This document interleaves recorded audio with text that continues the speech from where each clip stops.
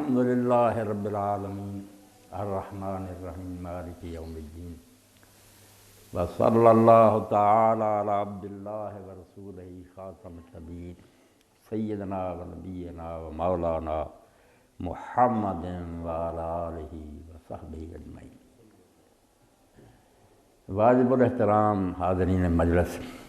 سوال و جواب کی نشست اور یہ میری مرغوب غذا ہے۔ میں ہمیشہ یہی چاہتا ہوں کہ بجائے کسی درس کے یا تقریر کے سوال و جواب کا موقع لوگوں کو ملنا چاہیے، تاکہ ہر شخص جو اس کے ذہن میں کوئی الجھن ہے اس کے بارے میں تشفی حاصل کر سکے۔ اس لیے میں آپ سب عزیزوں سے، اساتذہ سے یہی کہوں گا، نکتہ سنجا را صلاح عام دے از نبی امی پیغام دے، کہ سارے لوگ جو ان کو عام آواز ہے میری طرف سے کہ جو جی چاہے پوچھیں، مگر جیسے ڈاکٹر صاحب نے کہا پوچھیں وہ جس کے بارے میں آپ کے ذہن میں الجھن ہے، جو ہے نا کہ دوسروں کو تنگ کرنے کے لیے یا ان پر تان کرنے کوئی فائدہ نہیں۔ وہ مولویوں والی باتیں، مناظرات میں باتیں مسجدوں میں ہوتی رہتی ہیں، آگ لگی ہوئی ہے، کوئی فائدہ نہیں۔ آپ پڑھے لکھے لوگ ہیں، کوئی دین کے بارے میں اشکال ہے، اللہ تعالیٰ ہیں، رسول اللہ ہیں، قرآن ہے، آخرت ہے، جو دین کی بنیادیں ہیں ان کے بارے میں کوئی الجھن ہے تو وہ آپ پوچھیں، جس سے مجھے بھی فائدہ ہو، آپ کو بھی نفع پہنچے۔ شرارت کی بات جو ہے وہ صرف فساد کا ہی باعث بن سکتی ہے، اس سے نفع کوئی نہیں۔ اللہ توفیق دے، بلا تکلف اور بلا جھجک آپ سوال کریں، کسی بچے کو تکلف کی یا ہچکچانے کی ضرورت نہیں، کھلے دل سے سوال کریں آپ لوگ، انشاءاللہ یہ مجلس پھر مفید ثابت ہوگی اور اس سے نفع ہی ہوگا انشاءاللہ۔ جی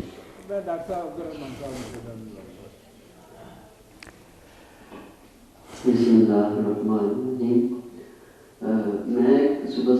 سیر کرتا ہوں، ایک حدیث یونیورسٹی میں لکھی ہوئی ہے کہ جب آپ کے پاس کوئی کسی قوم کا معزز آدمی ہے تو اس کا احترام کیا ہے۔ تو معزز آدمی قرآن پاک اور اسلام کے حساب سے کون ہے؟ ڈاکٹر صاحب نے جو روایت رسول کریم علیہ السلام کی بیان فرمائی کہ کسی قوم کا جب کوئی معزز آدمی جاءکم کریم قوم فاکرموا، اس کا احترام کرو، اس میں صرف دین کے لحاظ سے جو صاحب کرامت آدمی وہی مراد نہیں، کسی گروہ کا بھی آدمی جو ان میں معزز سمجھا جاتا ہے، مسلم ہو یا غیر مسلم ہو، ہمارے پاس آئے تو اس کے مقام و مرتبہ کے مطابق ہمیں پروٹوکول دینا چاہیے۔ اللہ کے رسول کے پاس بھی جب لوگ آتے تھے نا، آپ بالکل ان کے مراتب کا لحاظ کر کے کہ اس قوم میں اس کی کیا حیثیت ہے، پورا احترام کرتے تھے۔ لوگ یہ اثر لے کر جاتے تھے کہ اللہ کے رسول کی نگاہ میں سب کی قدر ہے، اس لیے دینی لحاظ سے جو کریم ہوگا، متقی ہو تو پھر زیادہ احترام کا مستحق ہے، مگر اگر کوئی دوسرا بھی ہے، عمر کے لحاظ سے بڑا ہے یا کسی مرتبے کا حامل ہے، کسی پوسٹ پر ہے یا ان کا پادری اور پیشوا، ہمیں اس کے ساتھ اچھا برتاؤ کرنا چاہیے۔ وہ یہی اثر لے کر جائے کہ اللہ کے رسول کی تربیت سے یہ لوگ مہذب ہیں، شائستہ ہیں، سلجھے ہوئے ہیں۔ بد تہذیبی جو ہے نا یہ دین گوارا نہیں کرتے، کسی کے ساتھ بھی ہم برے طریقہ سے پیش ہیں، غلط۔ جی نماز کے متعلق ہے جی کہ نبی مکرم صلی اللہ علیہ وسلم تشریف لے گئے، تو یہ عام روایت سننے میں آئی ہے کہ 50 نمازیں ملی۔ آپ جب اللہ تعالیٰ کے ہاں سے عرش مولا سے نیچے آتے ہیں، حضرت موسیٰ علیہ السلام سے ملاقات ہوتی ہے، وہ کہتے ہیں کیا میرا تو فرماتے ہیں 50 نمازیں، تو انہوں نے عرض کیا کہ یہ 50 نمازیں آپ کی حکومت نہیں پڑھ سکے گی، لہٰذا اس کو کام کرا۔ اس روایت کی کہاں تک صحیح ہے کہ پھر 5 ہو گئے؟ ڈاکٹر صاحب نے جس حدیث پاک کا حوالہ دیا، یہ روایت بالکل معتبر ہے، مگر اس دور میں لوگ تقریر زدہ اپنے آپ کو کہتے ہیں ہم روشن خیال ہے، اس لیے ہر چیز کا مذاق اڑاتے ہیں، بجائے اس کے کہ وہ علم والوں کی طرف رجوع کر رہے ہیں اور جاننے والوں سے پوچھیں کہ اس کی صحیح تشریح کیا، اپنی طرف سے فون لے لیتے ہیں اور اس پر تمسخر اڑاتے ہیں، ٹھٹھا کرتے ہیں۔ تو یہ حدیث بھی ان دنوں میں بازیچہ اطفال بنی ہے، لوگوں نے کھیل بنا رکھا کہ اللہ نے 50 کی، موسیٰ علیہ السلام نے مشورہ دیا، پھر گئے یوں، بات کو سمجھتے نہیں۔ حدیث پاک بالکل ٹھیک ہے، صحیح بخاری مسلم، دنیا کے جتنے ذخیرے ہیں نا حدیث کے مستند ترین، ان میں ہے یہ بات، شیعہ سنی سب میں ہے، بالکل ٹھیک ہے بات۔ معاملہ کیا، اللہ تعالیٰ کے یہاں نمازیں 5 ہی تھیں شروع میں بھی، توجہ سے میری بات سننا، 5 ہی تھی، مگر ثواب کے لحاظ سے 50 تھی، کیونکہ قرآن مجید کہتا ہے نا کہ نیکی کرو گے تو کم از کم اس کا بدلہ 10 گنا ہے۔ ثواب کے لحاظ سے وہ 50 تھیں، گنتی میں 5 ہی تھیں، مگر اللہ کے رسول علیہ السلام نے بالکل اس کو لٹرلی لیا۔ آپ نے جو لفظی بیان تھا نا اللہ کا 50، آپ نے ہیروجت نہیں کی۔ یہ ہے مقام تسلیم کہ سر تسلیم خام ہے، وہاں ہی آپ بہانے بنانے شروع کر دیتے کہ اس کی یہ تشریح تھی، یہ نہیں، آپ کے مقام کے منافی ہے۔ اور جب موسیٰ علیہ السلام سے ملے تو انہوں نے جو تجربے کی بات تھی، بنی اسرائیل میں عمر گزاری تھی، انہوں نے کہا یا رسول اللہ جو مطلب آپ لے رہے ہیں نا کہ 50 ہی یہ نہیں پڑھی جائیں گی، میں نے اپنی امت میں تجربہ کیا، آپ اللہ کی طرف جائیں۔ آپ اللہ کی طرف گئے، اللہ تعالیٰ نے 5 کم کر۔ اب 10 ہیں نیت کے مطابق، اگر بالکل اعلیٰ نیت ہے 50 کا ثواب ملے گا، اب بھی 5 کا، اور اگر نیت میں کچھ کمی ہے 45 رہ جائیں گے، اگر اس سے زیادہ کمی 40 رہ جائیں گے۔ جتنی جتنی نیت میں خرابی آتی جائے گی ثواب کم ہوتا جائے گا۔ 9 مرتبہ حضور گئے، 5 کم ہوتی گئی، 5 رہ گئی، یعنی یہ ایک استعارے کی زبان میں سمجھایا گیا۔ آخر میں اعلان بھی یہی ہوا کہ اللہ کے ہاں بات نہیں بدلتی، 50 ہی میں نے اپنے بندوں کے لیے رکھی ہیں ثواب کے لحاظ سے۔ آخر میں الفاظ ہوتے ہیں کہ ثواب اب بھی 50 کا ہے، 5 لفظ آئے ما یبدل القول لدی، میرے ہاں بات نہیں بدلتی۔ اگر ظاہری مطلب دیں تو پھر تو بدلی کہ 50 سے پہلے نہیں، پہلے بھی بات یہی تھی کہ وہ بلحاظ ثواب 50 تھی، مگر حضور کا جو مقام تھا تسلیم کا، وہاں ہیلا بہانے کہ نہیں بس ہم تھوڑی پڑھیں گے، آپ کے لائق نہیں تھا۔ موسیٰ علیہ السلام نے مشورہ دیا، حضور بھائی کے کہنے پر گیا، اللہ نے کہا ٹھیک، 5 جتنی نیت میں کمی آتی جائے کم ہوتا جائے۔ شاہ ولی اللہ رحمۃ اللہ علیہ فرماتے ہیں کہ وہ زبان استعارہ جو ہے نا اس کے لحاظ سے 50 ہی، ورنہ حقیقت میں اس وقت بھی 5 ہی تھی۔ اللہ کے رسول نے جب مان لیا کہ سر تسلیم خام ہے، جو مزاج یار میں آئے،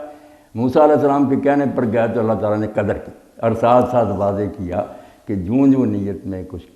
کمی آتی جائے گی، نقص اتنا ہی ثواب کم ہوتا جائے گا۔ جی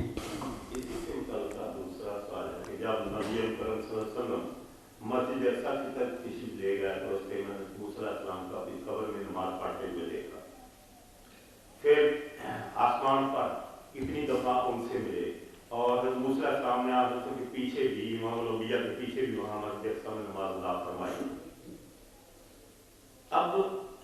نبی کرم صلی اللہ علیہ وسلم جو امام الانبیاء ہیں، ان کے متعلق عمومی پریزنٹ یا کہیں جانے کا آنے کا نظریے کے متعلق آپ کا کیا خیال ہے؟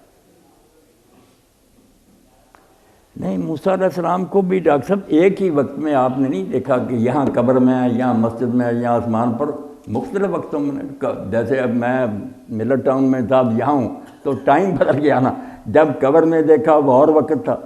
پھر وہ مسجد اقصیٰ میں چلے گئے اور ٹائم تھا، آسمانوں پر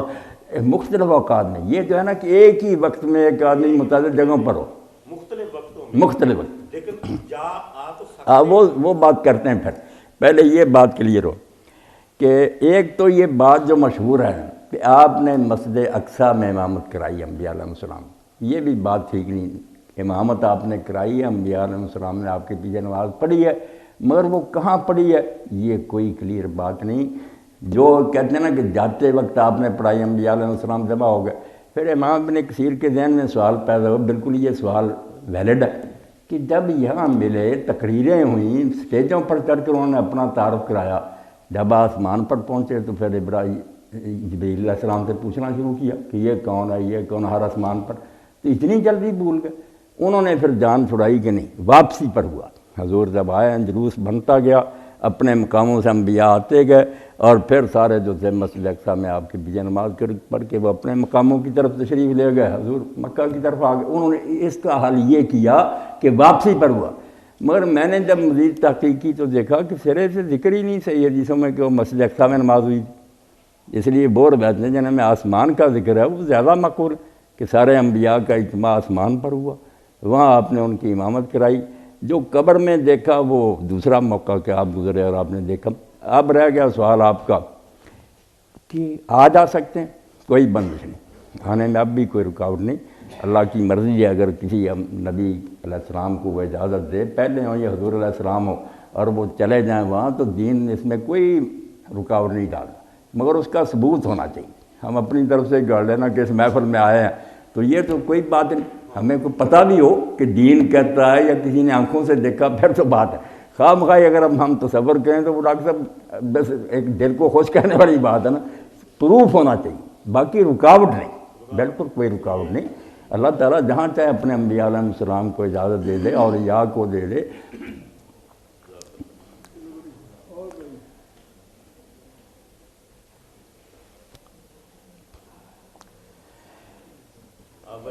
میرا ایک سوال ہے چھوٹا سا، جی یہ جرابوں پر جو مسئلہ ہے اس کے متعلق کیا؟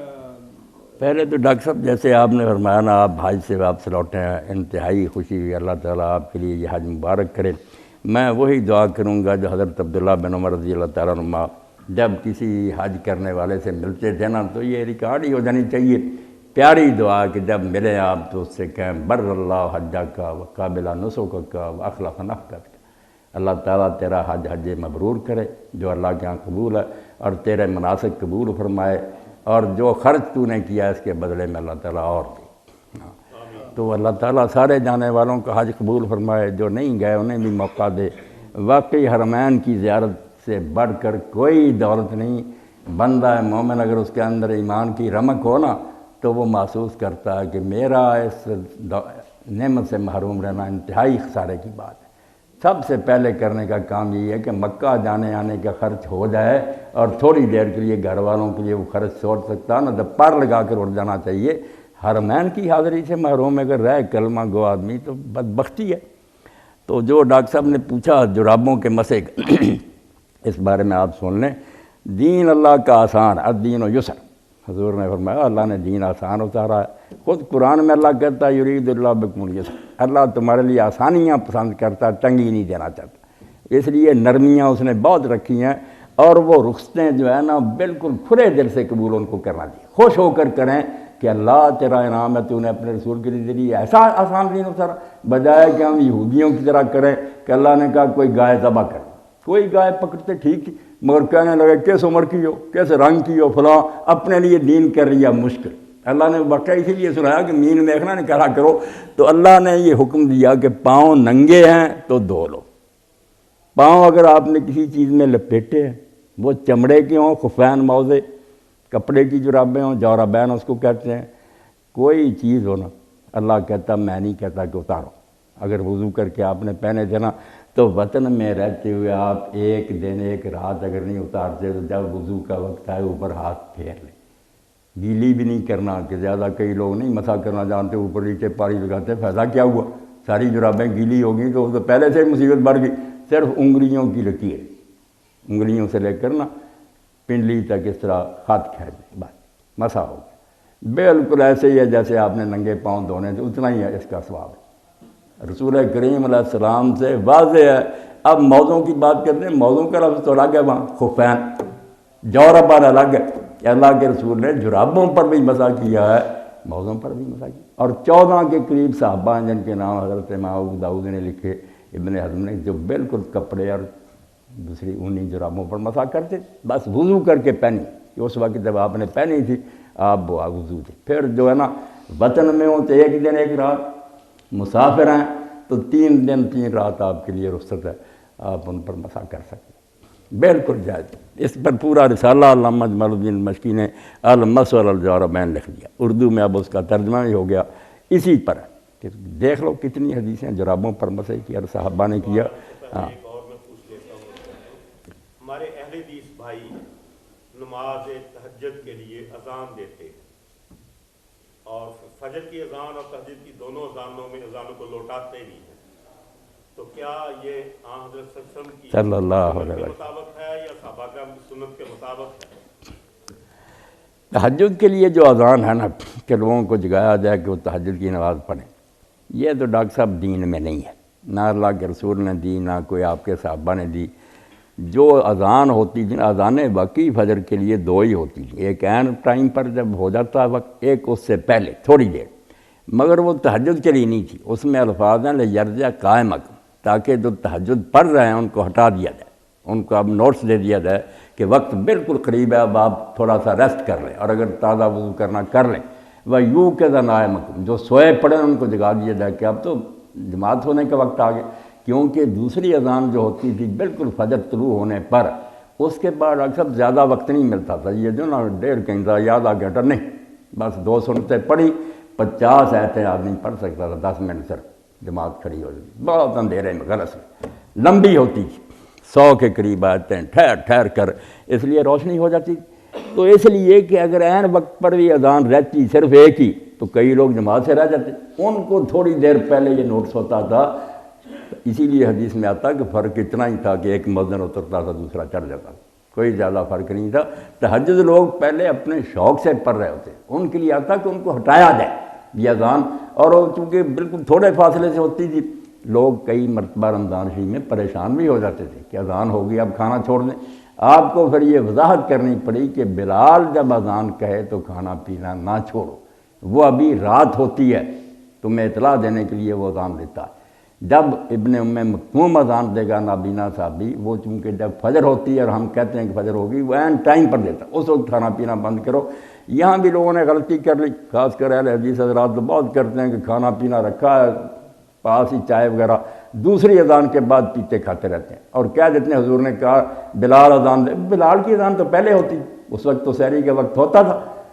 بات تو ابن ام مکتوم کی تھی کہ جب عین ٹائم پر اذان، اس کے بعد آپ نے کب اجازت دی ہے؟ وہ تو ایسے ہی ہے جیسے آپ مغرب سے 1 سیکنڈ پہلے کھا لیں، جیسے وہ تباہی ایسے ہی ہے، شروع ہو گیا روزہ آپ کھا لیں۔ وہ بلال رضیوں کی اذان جو پہلے ہوتی تھی 10-15 منٹ، اس کے بارے میں کہا کہ بلال کی اذان پر کھانا پینا نہ چھوڑو، وہ ابھی رات ہی ہوتی ہے، اور جس غرض سے وہ دیتے تھے کہ تہجد والے ہٹ جائیں اور سوئے اٹھ کھڑے، تہجد کے لیے الگ اذان نہیں ہوتی۔ جس نے بھی یہ باب باندھا نا، عنوان یہ ڈاکٹر صاحب کہ فجر کے لیے، فجر ہونے سے کچھ دیر پہلے اذان، فجر کے لیے اذان تھی تھوڑی دیر پہلے، ایسے ہی سمجھیں جیسے حضرت عثمان رضی اللہ تعالیٰ نے جمعہ کے لیے 2 اذانیں تجویز کر دی۔ آپ کے زمانہ میں اور حضرت ابوبکر عمر ان کے زمانہ میں ایک ہی اذان ہوتی تھی جمعہ کے لیے بھی، مگر ہوتی تھی عین ٹائم پر، شوق سے لوگ عید کی طرح صبح سے نہا دھو کر غسل کر کے کپڑے پہن کے مسجدوں میں ڈیرا لگا لیتے تھے، نفل پڑھ رہے ہیں، قرآن پڑھ رہے ہیں، درود شریف پڑھ رہے ہیں۔ جب دن ڈھلتا حضور ممبر پر بیٹھ جاتے، اذان ہوتی، خطبہ ہو جاتا، لوگ جاتے تو ابھی سایہ بھی دیواروں کا نہیں ہوتا تھا۔ مگر جب شوق گھٹ گیا اور مدینہ ہو گیا بڑا، حضرت عثمان رضی نے کہا اگر وہی اذان رہی تو خطبہ ہونے تک تو یہ لوگ رہ ہی جائیں گے، اس لیے پہلے ایک اذان کہلوائی پہاڑی کے اوپر کے لوگ اکٹھے ہو جائیں، پھر عین ٹائم پر۔ اس طرح کا یہ حال ہے کہ فجر کے لیے تیاری کے لیے تھوڑی سی دیر پہلے ایک اذان، دوسری عین وقت پر۔ تہجد کے لیے کوئی مشکل اذان لوٹانا، ترجیح، ریپیٹ کرنا، یہ سنت۔ اب ہوا یہ کہ مدینہ منورہ نے کھلے دل سے اسلام کو قبول کیا، جنگ کی نوبت نہیں آئی، خود مدینہ کے لوگ مکہ معظمہ گئے۔ اب بھی یادگار مسجد، وہ مسجد عقبہ میں وہ مسجد بیت العقبہ موجود ہے جہاں حضور علیہ السلام نے مدینے والوں سے بیعت لی، انہوں نے شوق سے اسلام قبول کیا، یہاں دہرانے کی ضرورت نہیں پڑی۔ بلال رضی اللہ جو اذان کہتے تھے وہی جو ہم عام یہاں کہتے، مگر مکے نے بڑی مخالفت کی اس کلمے کے، دشمن رہے کہ اشہد ان لا الہ نہیں مانیں گے، اللہ اکبر کو تو مانتے تھے کہ اللہ بڑا ٹھیک ہے، مگر جب بات آتی کہ اس کے ساتھ شریک کوئی، وہ تنہا کائنات کا مالک کہتے نہیں، اس نے بہت سے شریک رکھے ہوئے ہیں، اس کے پیارے ہیں، وہ چلا رہے ہیں کاروبار، شریک مانتے، اور اشہد ان محمد رسول اللہ کو نہیں مانتے کہ تجھ کو پیغمبر نہیں مانے۔ جب فتح ہوا تو چونکہ طاقت کے ساتھ تھوڑا کیپٹل تھا، 10,000 کے لشکر نے قبضہ کیا تھا، اس لیے حضور نے جب مؤذن مقرر کیا حضرت ابو محذورہ کو، تو فرمایا اس شہر میں دوبارہ کہنا، 2 بار یہ کلمے دہرائے جائیں گے، پہلے اشہد ان لا الہ 2 بار کہو، اشہد ان محمد رسول اللہ ذرا ہلکی آواز سے، پورے زور سے نہیں، بعد میں پھر پورا زور لگا کر ایڑیاں اٹھا کر اشہد ان لا الہ الا اللہ اشہد ان۔ یہ مکہ میں اذان یہی حضور نے رائے کی کہ یہ شہر مخالفت کرتا تھا، انہیں بار بار سنانا چاہیے کہ کہاں ہے تمہارا انکار، لگا لیا زور، اب آ گیا دین غالب، اور یہاں کلمہ جس سے تم نفرت کر رہے تمہارے کانوں میں ٹھونسا جائے گا۔ اور نفرت اتنی تھی معاذ اللہ ظالموں کے دلوں میں کہ جب مکہ فتح ہوا، کئی تازہ مسلمان ہوئے تھے، کئی ابھی نہیں ہوئے تھے، حرم کے صحن میں بیٹھے ہوئے تھے، رسول اللہ نے حضرت بلال رضی کو حکم دیا کہ کعبہ کی چھت پر چڑھ کر اذان کرو۔ اب کعبہ کی چھت پر بلال جو گلیوں میں گھسیٹا جاتا تھا، جس کے پر پتھر رکھتے تھے، جس غریب پر ظلم کیے تھے، اور جس کو وہ سمجھتے یہ بھی کوئی انسان ہے، یہ حبشی اور غلام، وہ کعبے کی چھت پر کھڑا اور اذان کہہ رہا، تو ان پہ سینوں پر سانپ لوٹ گیا، آگ لگ گئی۔ ایک نے تو کہا کہ بہت اچھا ہوا میرا باپ معاذ اللہ اس گدھے کے ہینگنے کی آواز سننے سے پہلے مر گیا، یہ بکواس کی. دوسرے نے کچھ کہا, کسی نے کچھ کہا, اللہ کے رسول تشریف لائے, آپ نے کہا اب بھی تم بندے کے پتر نہیں بنے, انسان نہیں بنے, کیا بک رہے تھے, کہاں گئے؟ فرمایا یہ کہہ رہے تمہارے پلے کچھ نہیں رہا, تمہارے شہر پر قبضہ اللہ نے مجھے دلا دیا اور تمہاری ساری کوششیں ہوا ہو کر اڑ گئیں, اب بھی تم بکتے ہو کہ یہ گدھا ہنگرا. تو ایسے لوگوں کے لیے پھر ڈاکٹر صاحب یہی تجویز ہوا کہ مکہ میں یہ دہرایا جائے, اس کو ترجیح عربی زبان ریپیٹ کیا جائے. وہاں اذان دی تھی, بلال کی مدینہ میں وہی سادہ, مکہ میں یہ ابو محذورہ اور ان کی اولاد یہی تھے, دونوں سنت. اب ہم دونوں پر عمل کریں نا, کسی نماز میں وہ کہہ رہے ہیں کہ صحیح سنت تو یہی ہے. قرآن پاک میں بہت سی آیات ہیں جو مخصوص لوگوں کے لیے مخصوص وقت کے لیے نازل ہوئی. جی اس طرح نبی کریم صلی اللہ علیہ مخصوص لوگوں کے لیے ہیں. ایک آدمی ہے وہ روزہ اس کا ٹوٹ جاتا ہے, وہ کہتا ہے یا رسول اللہ میں نے روزہ توڑ دیا, تو میں آخری اس کی بات کرتا ہوں کہ کھجوریں آئیں اس کو دے دیں, اس کا فطرانہ بھی ہو گیا. لیکن اب یہ وہ قانون نہیں ہے, وہ اس شخص کے لیے تھا, قانون نہیں ہے. اس کا مطلب یہ ہے کہ اذان کا لوٹانا مکہ شریف میں تھا مخصوص مقصد کے لیے, اور ان لوگوں کے لیے جن کو بتانا تھا کہ اب اشہاد لا الہ الا اللہ ہو چکا ہے. نہیں یہ ٹھیک ہے. مدینہ شریف میں اذان نہیں دی تو اس کا مطلب کہ اب اس کی ضرورت نہیں تھی. ہاں آپ کی بات بھی بے وزن نہیں ہے, مگر اس کے علاوہ بھی پھر دوسرے شہروں میں بالکل بصرہ کوفہ میں دوری بھی ہوتی رہی,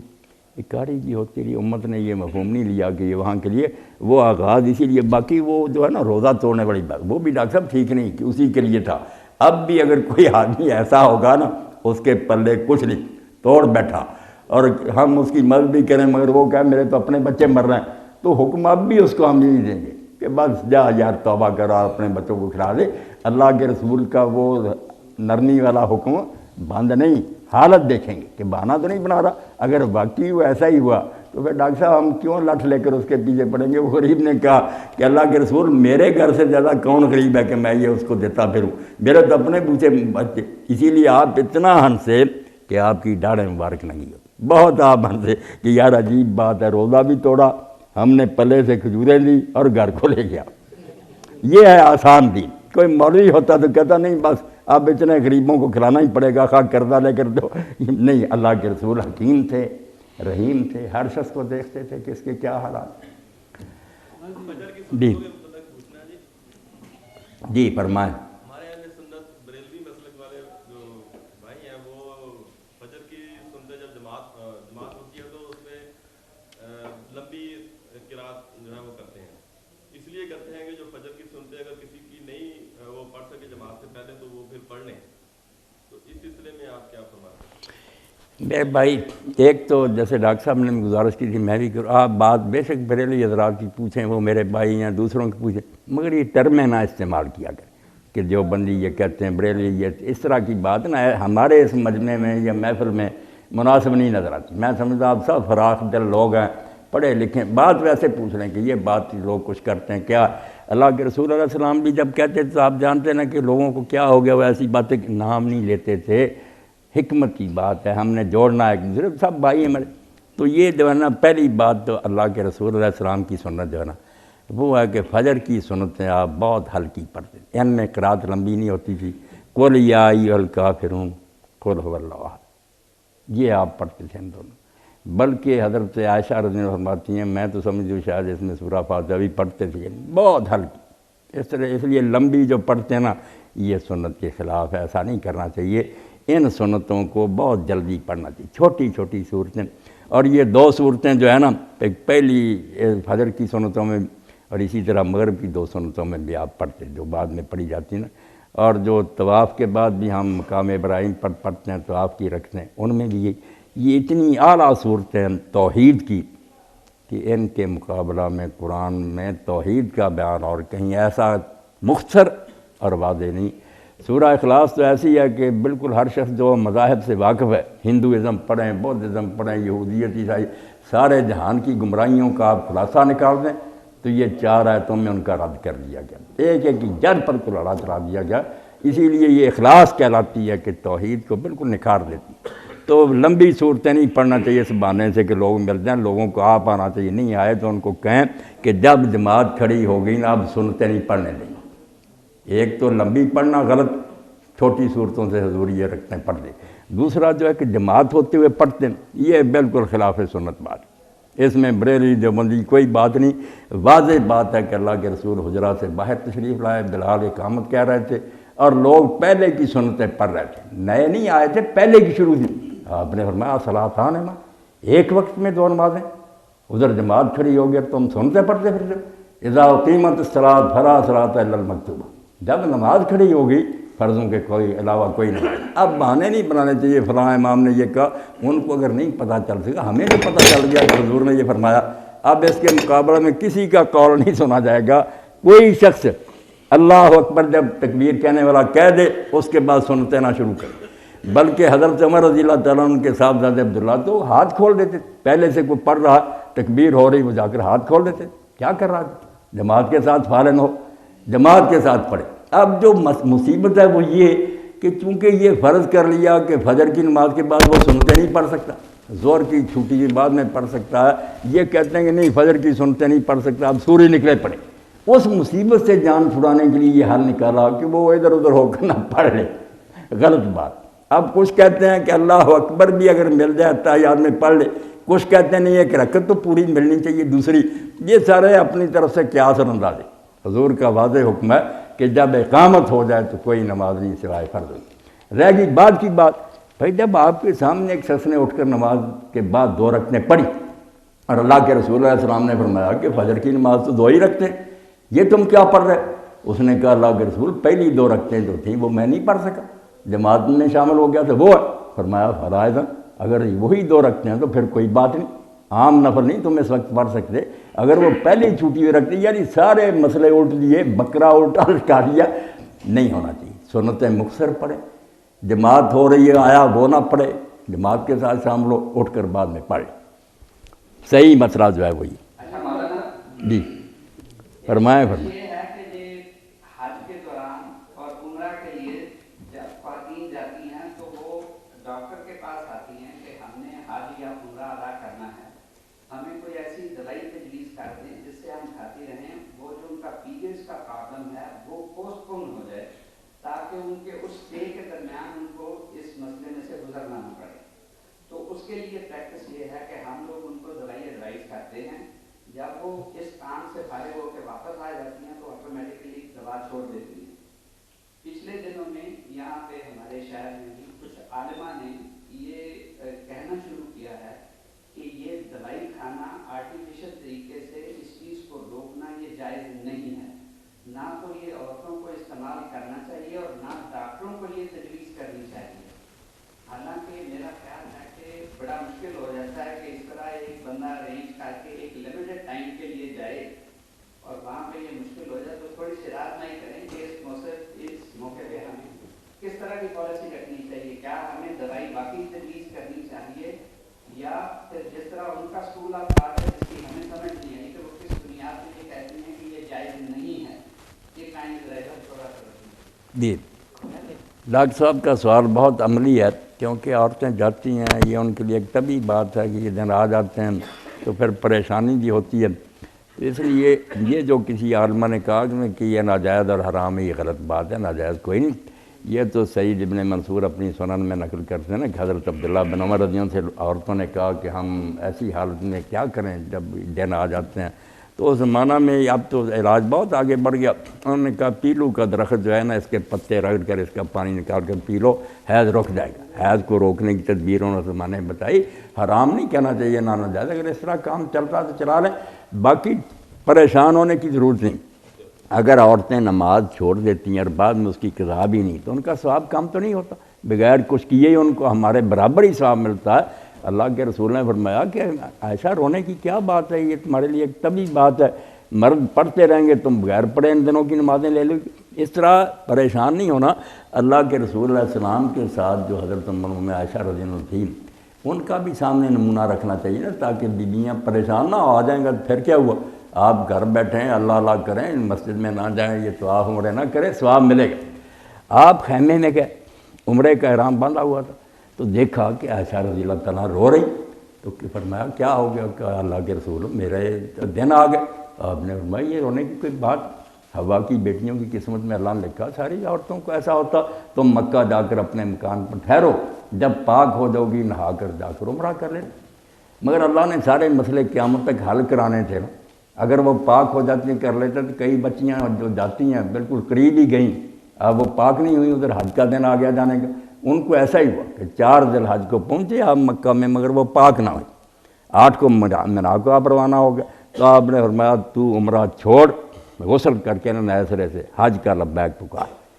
حج کے لیے لے گئے، کیونکہ حج تو باہر کے منانا منا میدان ہے، عرفات نماز نہیں پڑھنی، جانا ذکر اذکار کرنے سارے۔ تو پھر جب تم پاک ہوگی تو جب بعد میں حج کے آپ نے کہا کہ تجھے ضرورت تو کوئی نہیں، چلو ایک سنت تھی بات عمرہ رہ گیا تو خیر ہے، فرض تو ہو گیا۔ انہوں نے کہا اللہ کے رسول اللہ علیہ وسلم میرے ساتھ جو سوکنے ہیں نا میری دوسری بیوی آپ کی، ان کا حج بھی ہوا تو عمرہ بھی ہوا، میرا ہوا صرف عمرہ حج، اس لیے میں عمرے سے محروم رہ گئی۔ تو آپ نے ان کے بھائی کو بھیجا ساتھ عبد الرحمن بن ابی بکر رضی اللہ عنہ کو، وہ لے گئے مقام تنعیم سے، وہاں پھر احرام باندھا اور آ کر اپنا عمرہ کر لیا، پھر حضور کے ساتھ روانہ ہوگی۔ طریقے سارے بتا دیے گئے ہیں، اگر رکنا پڑ جائے تو ان کی مرضی کے بغیر اللہ کی طرف سے ثواب پورا ملتا رہے گا، ذکر اذکار کریں۔ ایک مصیبت بنتی ہے کہ جو حج طواف زیارت ہے نا، اس کے بغیر گزارا نہیں ہوتا، باقی آخری طواف بھی حضور نے معاف کر دیا کہ اگر عورتوں کا ایسا حال ہو جائے تو طواف الوداع معاف ہے، طواف الوداع کی کوئی ضرورت نہیں، چلی گئی۔ اور اس بارے میں جیسے بات ہو رہی تھی سنتوں کی، ذہن کلیئر کرنے کے لیے کہ سپریم لا حضور کا فرمان ہے، کسی کی نہیں چلتی اس کے آگے، کہ مدینہ شریف کے لوگ آئے، انہوں نے حضرت ابن عباس رضی اللہ عنہ سے پوچھا کہ جس عورت کو ایسے دن آ جائیں، باقی سب کچھ نے کر لیا تھا، چلنے کے وقت طواف الوداع رہتا تھا، انہوں نے کہا معاف ہے چلی جائے، انہوں نے کہی نہیں ہم نہیں مانیں گے، ہمارے شہر کے جو عالم ہے حضرت زید بن ثابت، اور یہ کوئی چھوٹے آدمی نہیں، کاتب وحی تھی، اصل کاتب وحی زید بن ثابت تھا، اور بعد میں ابو بکر رضی اللہ عنہ سے قرآن جمع کرایا، حضرت عثمان رضی اللہ عنہ کاپیاں کروائیں، کاتب النبی جڑا نا کاتب الوحی بخاری شریف عنوان زید ہی اصل اس کی ڈیوٹی،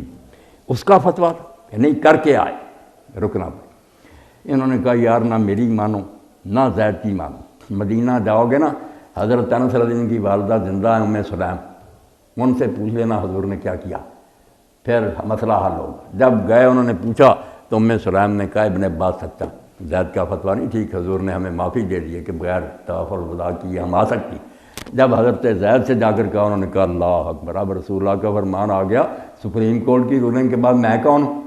فیصلہ ہو گیا۔ تو یہ ذہن رکھنا چاہیے، گروہ کی بات پر جمے رہیں تو آپ دیکھیں گے قیامت کے دن امام ابو حنیفہ مالک سب جان چھڑا لیں گے کہ اللہ کے بندو ہم نبی تھے، ہم عالم تھے، اپنی کوشش کی تھی، اگر تمہیں پتہ چل گیا تھا کہ حضور نے یہ فرمایا تم ہماری باتوں پر جمے رہے، ہمیں بدنام کرتے رہے، کوئی امام ذمہ دار نہیں ہوگا، وہ حضور کے خادم ہیں، دین انہوں نے بتایا، وہ ہمارے سر کے تاج ہے، مگر فیصلہ حضور کا چلے۔ تو اگر وہ روک لیں کسی دوائی سے وہ بھی گنجائش، حضرت ابن عمر نے فتویٰ دیا، اور اگر چلنے دیں روٹین کو تو اس میں بھی کوئی بات نہیں، بغیر کچھ کیے انہیں ثواب ملتا جائے گا۔ جی میرے مسائل کے ایک سوال ہیں، 3 چھوٹے سوال نمبر 1 کا یہ ہے کہ جیسے آج کل محرم اور رام اور سفر کا مہینہ آ رہا ہے، تو ہمارے یہ لوگ ہم دیکھتے ہیں کہ بعض لوگوں نے کہتے ہیں کہ جی یہ جو ہے اس میں شادی بیاہ جو ہے وہ جائز ہے یا نہیں ہے۔ کچھ لوگ کہتے ہیں جی اب یہ میں آپ سے جا رہا ہوں کہ کیا محرم میں یا سفر میں جو شادی بیاہ ہے وہ ہم کر سکتے ہیں یا نہیں کر سکتے۔ دوسرا میرا سوال یہ ہے، ایک ایک ہوتا جائے نا، پھر مجھے بھی یاد نہیں رہے۔ ایک تو آپ نے محرم الحرام میں پوچھا شادی کا، مسئلے کی حد تک تو کسی گروہ میں بھی منع نہیں ہے، نہ شیعوں میں نہ سنیوں میں، کہیں نہیں آیا کہ محرم میں شادی نہیں ہو سکتی، پہلے بھی ہوتی تھی، اب بھی کوئی کرے تو کوئی حرام نہیں، مگر اگر نیت یہ بد ہو، کچھ لوگ ایسے بھی نا، اور بہت بڑی تعداد ان کی ہو گئی ہے، جو سرے سے کہتے ہیں کہ امام حسین رضی تو بالکل جھوٹے تھے، وہ باغی تھا، سرکش تھا، اس لیے صحیح قتل ہوا، اس نیت سے اگر کوئی کرے کہ میں ان کے مرنے پر خوش ہوں اور اس لیے میں خوشی کی تقریب کروں گا، تو ظاہر بات ہے یہ تو ایمان کو چھری پھیرنے والی بات۔ اللہ کے رسول نے انہیں جنت کے شہزادے کا اور اپنے بیٹے کا کہا یہ میرے دل کے ٹکڑے ہیں۔ اب خوشیاں مناتا ہے کوئی آدمی کہ وہ مارے گا تو ٹھیک ہی ہے، یہ آپ صرف زبانی بات نہ سنیں، کتاب میں انگنت آ رہی ہیں، ظالم ممبروں پر کہہ رہے ہیں، یہ ناصری گروہ کہلاتا تھا تاریخ میں، اب یہ کچھ زور پکڑتا جا رہا۔ جو بندیاں رہ حدیثوں میں میرے بھائی ان میں زیادہ یہ بات پھیلتی جا رہی کہ نہیں سیدنا یزید امیر المومنین رضی اللہ عنہ، کتاب میں ٹائٹل پیج پر سیدنا امیر تو اگر تو اس ذہن کا تو پھر تو میرے برخوردار میں سمجھتا ہوں کہ اس شخص کا دین سے کوئی تعلق نہیں۔ اللہ کے رسول نے واضح فرمایا کہ اس خدا کی قسم ہے جس کے ہاتھ میں میری جان ہے، جو شخص ہم اہل بیت سے بغض لے کر مرے گا وہ جنت میں کبھی داخل نہیں ہوگا۔ اور آپ نے فرمایا اگر مقام ابراہیم اور حجر اسود کے درمیان پاؤں برابر کر کے کھڑا رہے اور نماز پڑھتا رہے اور روزے رکھتا رہے، مگر لاقی اللہ و مبغض اللہ اہل بیت محمد، مگر اللہ سے جب ملے اس حال میں ملے کہ اس کے اندر بغض ہو میرے خاندان کے بارے میں، دخل النار، جہنم میں چلا جائے گا۔ اس لیے نیت کا ہے، اگر تو یہ بری نیت ہے تو پھر شادی کو کیا رونا، ایمان کی خیر منائے۔ اور اگر ویسے ہی کوئی مجبوری ہے کہ چلے جانا بچے نے کر لیتے ہیں تو کوئی ایسی بات نہیں، حرام نہیں جی۔ دوسرا بات یہ ہے کہ جیسے ہم کہتے ہیں کہ موت کا ایک قتل ہے، جب وہ آتا ہے تو موت انسان کی لگ آتے ہیں اور وہ روح کو کہتے ہیں۔ میرا سوال یہ ہے کہ جب ہم ایک آدمی ہے جو خودکشی کہتے ہیں کہ ہم حرام ہے، خودکشی وہ کرتا ہے، لیکن ایک طرف سے یہ ہے کہ جو فیصلہ ہے موت کا ہوٹل ہے، اس کی موت اگر وہ آ گئی ہے خودکشی ہوئی ہے تو حرام ہے، اس کے مطلب کیا کہتے ہیں؟ ایک ذمہ داری ہے اللہ پاک کی کہ کب جان اس کی لینی ہے، یہ اس نے لکھا ہوا ہے۔ اس لیے ایک کام ہے ہمارے کرنے کا، اللہ نے ہمیں نہیں بتایا کہ تم نے کس طرح مرنا۔ ہم غلط کام کریں، زہر کھا لیں، گاڑی کے نیچے سر دے دیں تو ہم مجرم ہی ہیں۔ اللہ کے علم میں تھا اس وقت مرنا، تو اللہ کا کام ہے، وہ جانتا تھا، مگر ہمیں تو نہیں کہا کہ تم مرتے پھرو، ہمیں تو یہ کہا کہ اپنے آپ کو قتل نہ کرو۔ ہمیں اپنا کام سنبھالنا چاہیے جو انسانوں کے ذمہ لگا کہ یہ حلال ہے، یہ حرام ہے، یہ تمہیں کرنا۔ ہم یہ ڈھونڈنے چل پڑیں کہ اللہ کے پاس کیا علم ہے، اللہ کا علم ہمیں نہیں مجبور کرتا۔ آپ کے استاد آپ کی حرکتوں سے اگر کسی جگہ لکھ بھی لیں کہ یہ بچہ فیل ہو جائے گا، آپ اپنی نالائکی سے فیل ہوں، محنت نہ کریں تو کسی دن ڈائری نکال لیں کہ استاد جی نے لکھا تھا اس لیے میں فیل ہوا۔ استاد جی کے لکھنے سے فیل نہیں ہوا، تیری کمبختی سے استاد کو لکھنا پڑا تھا کہ اللہ نے جو لکھا نا وہ ہمیں نہیں تنگ کرتا کہ ہم خودکشی کریں۔ اگر کریں گے تو اللہ تعالیٰ کا علم کامل ہے، وہ جانتا کہ حرامی یہ کریں، گناہ ہے، حرام ہے، اتنا بڑا جرم ہے۔ ایک تو خودکشی نہیں کہنا چاہیے، ایک عام طور پر میں نے اساتذہ سے کشی نہیں کہنا چاہیے، نسل کشی وہ ٹھیک ہے، نسل کشی کہیں کہ نسل آپ بڑھاتے ہیں جانوروں کی، کہ وہ کشی ہے، کشیدن سے۔ جو کشتن سے ہے نا، یہ مارنے کے معنی میں، یہ خودکشی، یہ حملے کو بھی کہتے ہیں خودکش کیا، خودکش کہو کہ اپنے آپ کو مار۔ تو جرم اتنا بڑا آپ نے فرمایا جس آلے سے کوئی اپنے آپ کو مارے گا نا، زہر سے یا خنجر سے، دوزخ میں بار بار زندہ کیا جائے گا اور اسی سے وہ مرتا رہے گا، یہی سزا اس کو ملے گی، ان گنت موتیں کہ بھگتتا رہے۔ تو اتنا جلد باز نکلا تھا کہ میں جان چھڑاؤں مصیبتوں سے، بھگت پھر صبر سے کام لینا چاہیے، مشکل حالات میں اللہ سے مدد مانگے۔ خودکشی بہت اللہ کے نزدیک جرم ہے جی۔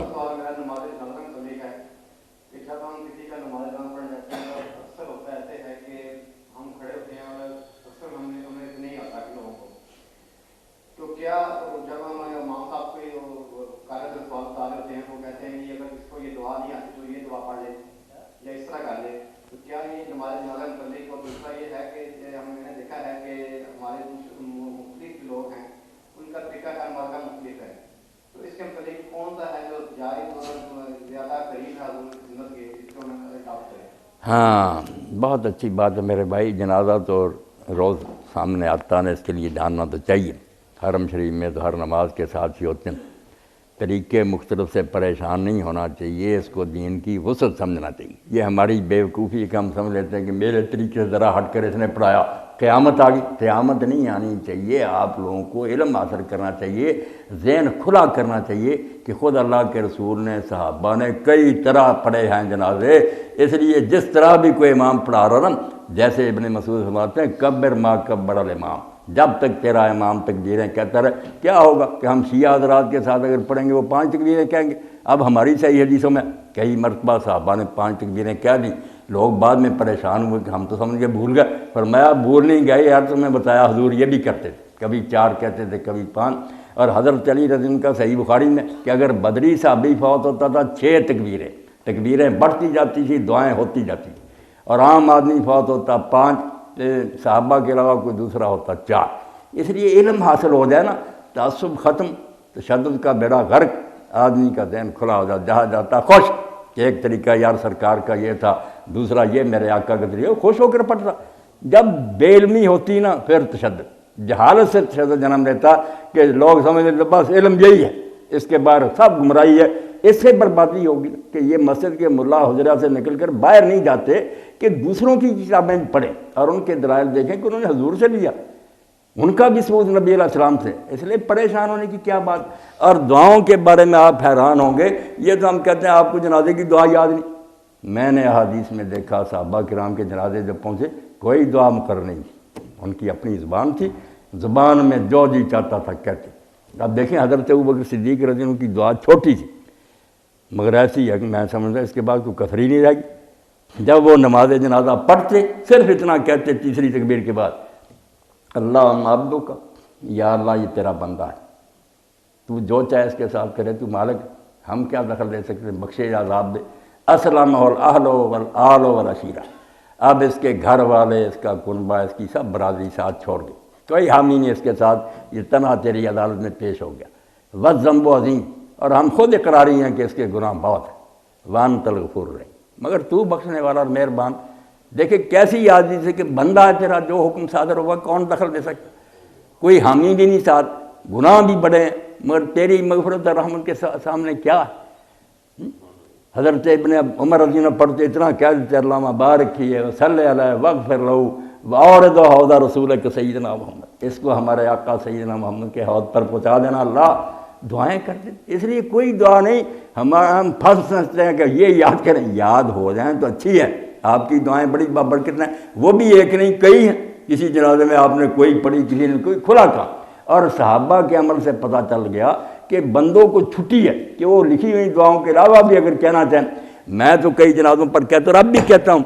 کہ نماز فرض میں بھی، سجدے میں اور تشہد میں، قنوت میں اور جنازے میں آپ عربی کو چھوڑ کر انگلش میں، فارسی میں، اردو میں، پنجابی میں دعائیں کریں، کہیں دین میں معاند نہیں آئی۔ اتنے ظاہری تھے ابن حزم کٹڑ حدیث، وہ اختیار مولا میں کہ دین میں کوئی ہے ذکر کہ دعائیں نماز میں جو عربی زبان میں کی جائے۔ عربی میں پڑھنے کی پابندی صرف ایک چیز پر ہے کہ آپ سورہ فاتحہ اور سورت، اس کو اگر ترجمہ کر دیں وہ اللہ کا کلام نہیں رہے گا، کتنا بہترین ترجمہ نہیں برابری کر سکے، بلسان عربی مبین پڑھنا، اس کے علاوہ کہیں بندش نہیں۔ اور آپ حیران ہوں گے کہ نمازیں اسی لیے ہمیں بوجھ محسوس ہوتی، دعا نہیں کرتے، بعد میں دعا کا خیال آتا۔ اللہ کے رسول نے سنگھال لے ذخیرہ، کبھی دعا کے بعد، نماز کے بعد ہاتھ نہیں اٹھائے، ایک حدیث بھی نہیں کہ آپ ضرورت ہی نہیں پڑتی، نماز ساری دعا،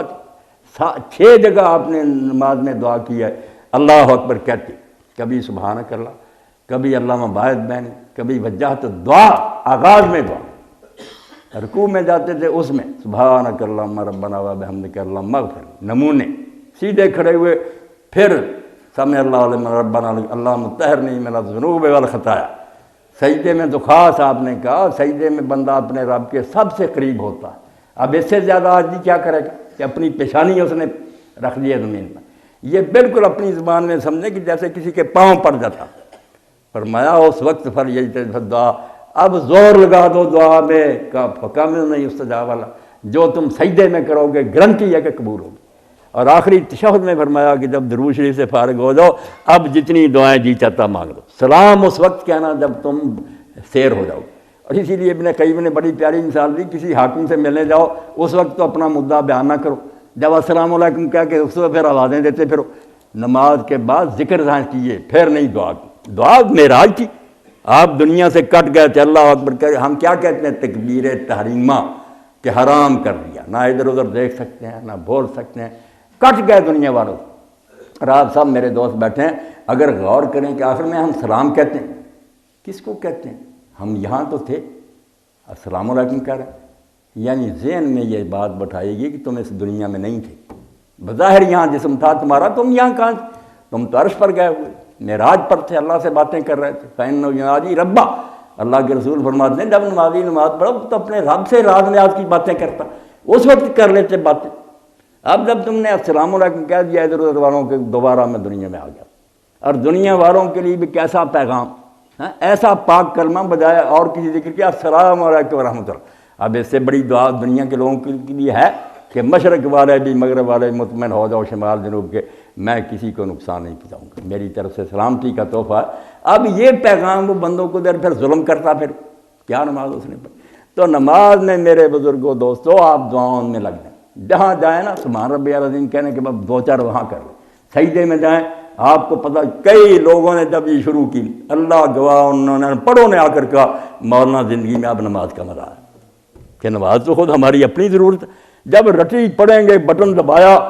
4 رکعت کوئی پتہ نہیں السلام علیکم پر پتہ لگے گا کہ نماز تو کر یہ نماز نہیں دین نے سکھائی۔ نماز مناجات کہ رب سے راز کی باتیں کرو، دل کھول کر کرو، پنجابی میں کرو، نظم و نثر۔ میں ایک واقعہ آپ لوگوں کو بیان کر دوں ایمان کی تازگی کے لیے۔ حاجی صاحب بھی آئے مکہ میں، ایک شخص ہندوستان سے ہجرت کر کے مکہ معظمہ چلے گئے، انگریزی حکومت تھی، جہاد کیے، گرفت شروع ہو گئی، جان بچا کر چلے گئے، ہجرت کی۔ حاجی امداد اللہ مہاجر مکی رحمۃ اللہ علیہ، پیر میر علی شاہ رحمۃ اللہ علیہ نے ان کی وہاں بیعت کی، اور پیر صاحب کا ارادہ وہاں ہی رہنے کا تھا کہ میں نہیں اب گولڑا جاؤں گا، مکہ میں رہ پڑوں گا، مدینہ میں۔ تو حاجی امداد اللہ رحمۃ اللہ نے کہا میر علی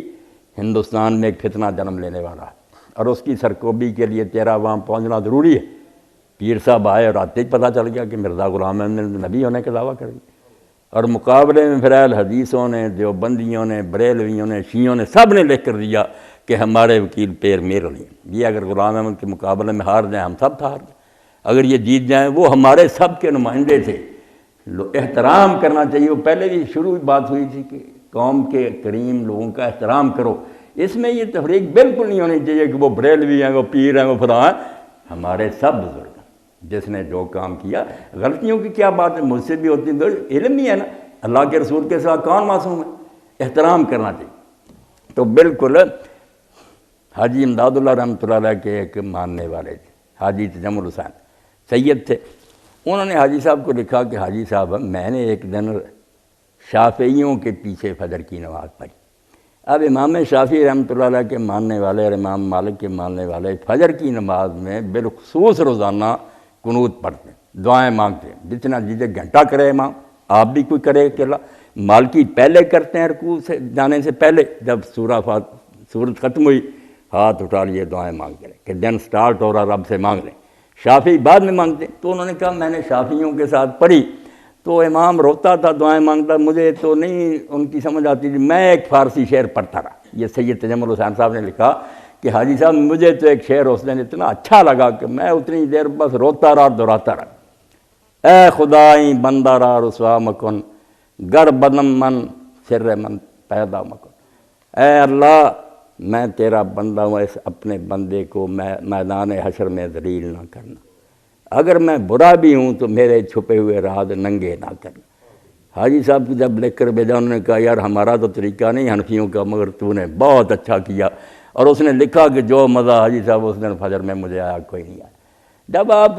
مانگیں گی ایسی زبان میں جو آپ سمجھتے نہیں کیا لطف آئے گا، اسی لیے تو کثر نکالے کہ بعد میں بیچارے مانگتے ہیں، کیا کریں، مانگنے کو تو جی چاہتا، اگر وہ نماز میں یہ کام شروع کر دیں وہ کہیں گے کون سی کثر رہ گئی کہ بعد میں آپ نے آیت الکرسی سکھائی، ذکر سکھایا،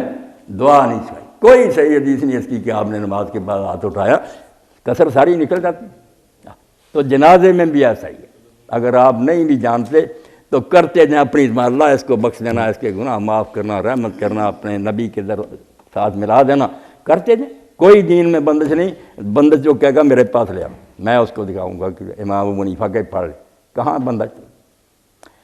تو دین کے بارے میں وسعت ہونی چاہیے علم میں۔ جی مولانا صاحب میرے 2-3 چھوٹے کویسچن۔ ہاں فرمائیں۔ ایک تو یہ ہے کہ محرم کے مہینے کا حضرت امام حسین کی شہادت سے پہلے کیا حکم تھا، حضور صلی اللہ علیہ وسلم کیا تھے؟ جی 10 محرم کو سنا ہے کہ پہلے ہی بہت فضیلت تھی، ہاں، تو ہمیں کس طرح اس کو گزارنا چاہیے؟ نمبر ایک بس اس کو پڑھ گیا، بالکل ٹھیک ہے۔ مہینے تو دیکھیں نا 12 ہی اللہ کے، مگر محرم کو حضور نے یہ اہمیت دی، پہلے ہی شہادت کا واقعہ 60 سال بعد پیش آیا۔ اللہ کے رسول علیہ السلام نے فرمایا کہ فرض نمازوں کے بعد سب سے افضل نماز رات کی نماز ہے، تہجد کی نماز، باقی جتنی نفل ہے نا ان سب کے مقابلے فرضوں کے بعد فرمایا سب سے افضل نماز ہوا ہے تہجد۔ اور روزوں کے بارے میں فرمایا کہ رمضان شریف کے روزوں کے بعد افضل ترین روزے جو ہے نا نفل شہر اللہ المحرم، اللہ کے مہینے محرم کے، اللہ کا مہینہ کا بہت درجہ دیا۔ اور مکہ معظمہ میں بھی سارے قریش اس دن روزہ رکھتے تھے 10 محرم کو، حضور بھی وہاں رکھتے تھے، مگر جب مدینہ شریف میں آئے تو آپ نے یہودیوں کو بھی دیکھا کہ یہودی لوگ بھی 3 ان کی آبادیاں تھیں مدینہ کے ساتھ ہی، بنو نذیر تھے، بنو قریظہ تھے، بنو کن، کہ وہ بھی روزہ رکھتے ہیں عاشورے کا۔ تو آپ نے فرمایا تم لوگ کیوں روزہ رکھتے؟ انہوں نے کہا یہی وہ دن ہے جس دن اللہ تعالیٰ نے حضرت موسیٰ علیہ السلام اور ان کی قوم کے لیے سمندر کو پھاڑا اور وہ خیریت سے پار ہو گئے، فرعون اور اس کے لشکروں کو غرق کیا، تو اللہ کے حکم سے موسیٰ علیہ السلام نے یہ روزہ رکھا اور امت کو بھی حکم دیا۔ تو نبی علیہ السلام نے فرمایا کہ ہم تو موسیٰ علیہ السلام کے تم سے زیادہ حقدار، تم کیا لگتا ہے تم نے بدل دیا سب کو؟ جب ان کا طریقہ تو رکھیں، ایک پہلے ہی رکھتے تھے وہاں قریش کے ساتھ، مگر ساتھ پھر یہ بھی وجہ مل گئی تو فضیلت بہت فرمائی، یہ بیان فرمایا اب بھی یہ کرنی چاہیے کوشش کہ 10ویں تاریخ کا روزہ جو ہے اس سے 1 سال گزشتہ کے گناہ معاف ہو جاتے ہیں۔ جو پچھلے سال میں غلطیاں ہوئی ہیں، عرفہ کے بارے میں جو بڑی عید کے ساتھ ہے وہ 2 سال کا ہے کہ پچھلا بھی اور آنے والا بھی، وہ تو بہت بڑی بات ہے، اس کو 1 سال پہلے کرتا تو یہ روزہ رکھنا چاہیے۔ اور اللہ کے رسول نے یہ خواہش بھی ظاہر کی کہ اگر اگلے سال میں زندہ رہا تو 9 کا بھی رکھوں گا، مگر وفات ہوگی تو 9-10 کا رکھ لے، بالکل بہت اجر ہے۔ یہ پہلے سے چلا آتا تھا رکھا، مگر بعد میں پھر امام حسین علیہ السلام کی شہادت بھی ہو گئی، بہت سانحہ بڑا عظیم صدمہ۔ اب اس صدمے کے عظیم ہونے کی اس سے بڑی گواہی کیا کہ جب اللہ کے رسول کو خبر دی گئی اس کی، یہ اللہ کا مخفی علم جو اپنے انبیاء کو بتاتا کہ اللہ کے رسول حجرے میں تھے، حسین رضی اللہ تعالیٰ چھاتی پر کھیل رہے تھے، آپ کی زوجہ محترمہ اندر گئی، حضرت ام سلمہ دیکھا کہ حضور تو رو رہے، ٹپ ٹپ آنسو گر رہے تھے، تو پوچھا اللہ کے رسول آپ رو رہے، بچہ کھیل رہا؟ تو فرمایا ابھی ایک فرشتہ میرے پاس سے اٹھ کر گیا ہے جو جب سے زمین و آسمان بنے ہیں کبھی زمین پر نہیں آیا، مگر یہ اللہ کے ہاں اتنا بڑا سانحہ ہے کہ اس کی اطلاع کے لیے خصوصی کاسد آیا، اور اس نے کہا اللہ کے رسول آپ محبت کر رہے ہیں، یہ بچہ تو آپ کی امت کے ہاتھوں سے طرف میں دریائے فرات کے کنارے تباہ کر دیا جائے گا، اس لیے ام سلمہ میرے آنسو نکل گیا۔ اور ساتھ ہی اس نے کہا کہ اگر آپ چاہتے ہیں کہ اس منحوس زمین کی مٹی آپ کو دکھائی جائے تو میں دکھا بھی سکتا۔ اس نے ایک مٹھی مٹی کی مجھے دکھائی بھی کہ یہ وہ علاقہ ہے جہاں آپ کا یہ فرزند دبا ہو۔ تو جب اس وقت آپ روئے، اور بعد میں بھی ابن عباس فرماتے ہیں میں مکہ میں تھا اور اطلاع کوئی نہیں تھی، کئی مہینوں سے قافلہ گیا ہوا تھا، رائے تو نہیں تھا اس وقت کہ خبریں آتی نہیں، کوئی خبر نہیں کہ کیا بنا۔ میں دوپہر کے وقت سویا ہوا تھا تو میں نے نبی علیہ السلام کو خواب میں دیکھا، مگر شک آپ کا جو حلیہ تھا نا اس نے مجھے پریشان کر دیا کہ سر مبارک پر بھی مٹی پڑی ہوئی تھی، ریش مبارک بھی مٹی سے پر تھی، اور آپ کے ہاتھ میں ایک بوتل تھی جس میں خون تھا۔ تو میں نے کہا اللہ کے رسول آپ کا یہ حال کیا ہو گیا؟ تو آپ نے فرمایا میں شہد تو مقتل حسین عامر ابھی حسین کی قتلگاہ سے آ رہا اور صبح سے اس کے اور اس کے ساتھیوں کا یہ خون سمیٹ رہا ہوں، تو میں ہڑبڑا کر اٹھا اور آپ نے بار بار انا للہ کہا۔ تو گھر والوں نے پوچھا کہ ابن عباس کیا ہوا؟ انہوں نے کہا حسین تو شہید ہو گئے۔ انہوں نے کہا آپ کو کیا خبر؟ انہوں نے کہا یار میں نے رسول اللہ کو ابھی دیکھا، اس حلیہ میں دیکھا اور نوٹ کر لیا اس وقت۔ اب حدیث پاک میں آتا کہ جب قافلہ بیچارہ لٹا پھرا کئی مہینے بعد آیا، عین وہی وقت تھا دوپہر کا جب ابن عباس یہ خواب دیکھ رہے تھے، اس وقت حضور پر یہ گزر رہی تھی۔ اس لیے جو لوگ خوش ہوتے ہیں ان بد نصیبوں کا کیا کریں؟ اگر اور کچھ نہیں کر سکتے تو انہیں حضور کے اس غم میں شریک تو ہونا چاہیے کہ اللہ کے نبی کی روح پر کیا گزری، ہم آپ کی امت کہلاتے ہیں، خوشیاں تو نہ منائیں۔ کوشچن یہ ہے کہ لوگوں کا معمول دیکھا ہے کہ قبرستانوں میں بہت زیادہ عورتیں اور مرد حضرات اکٹھے ہی محرم کو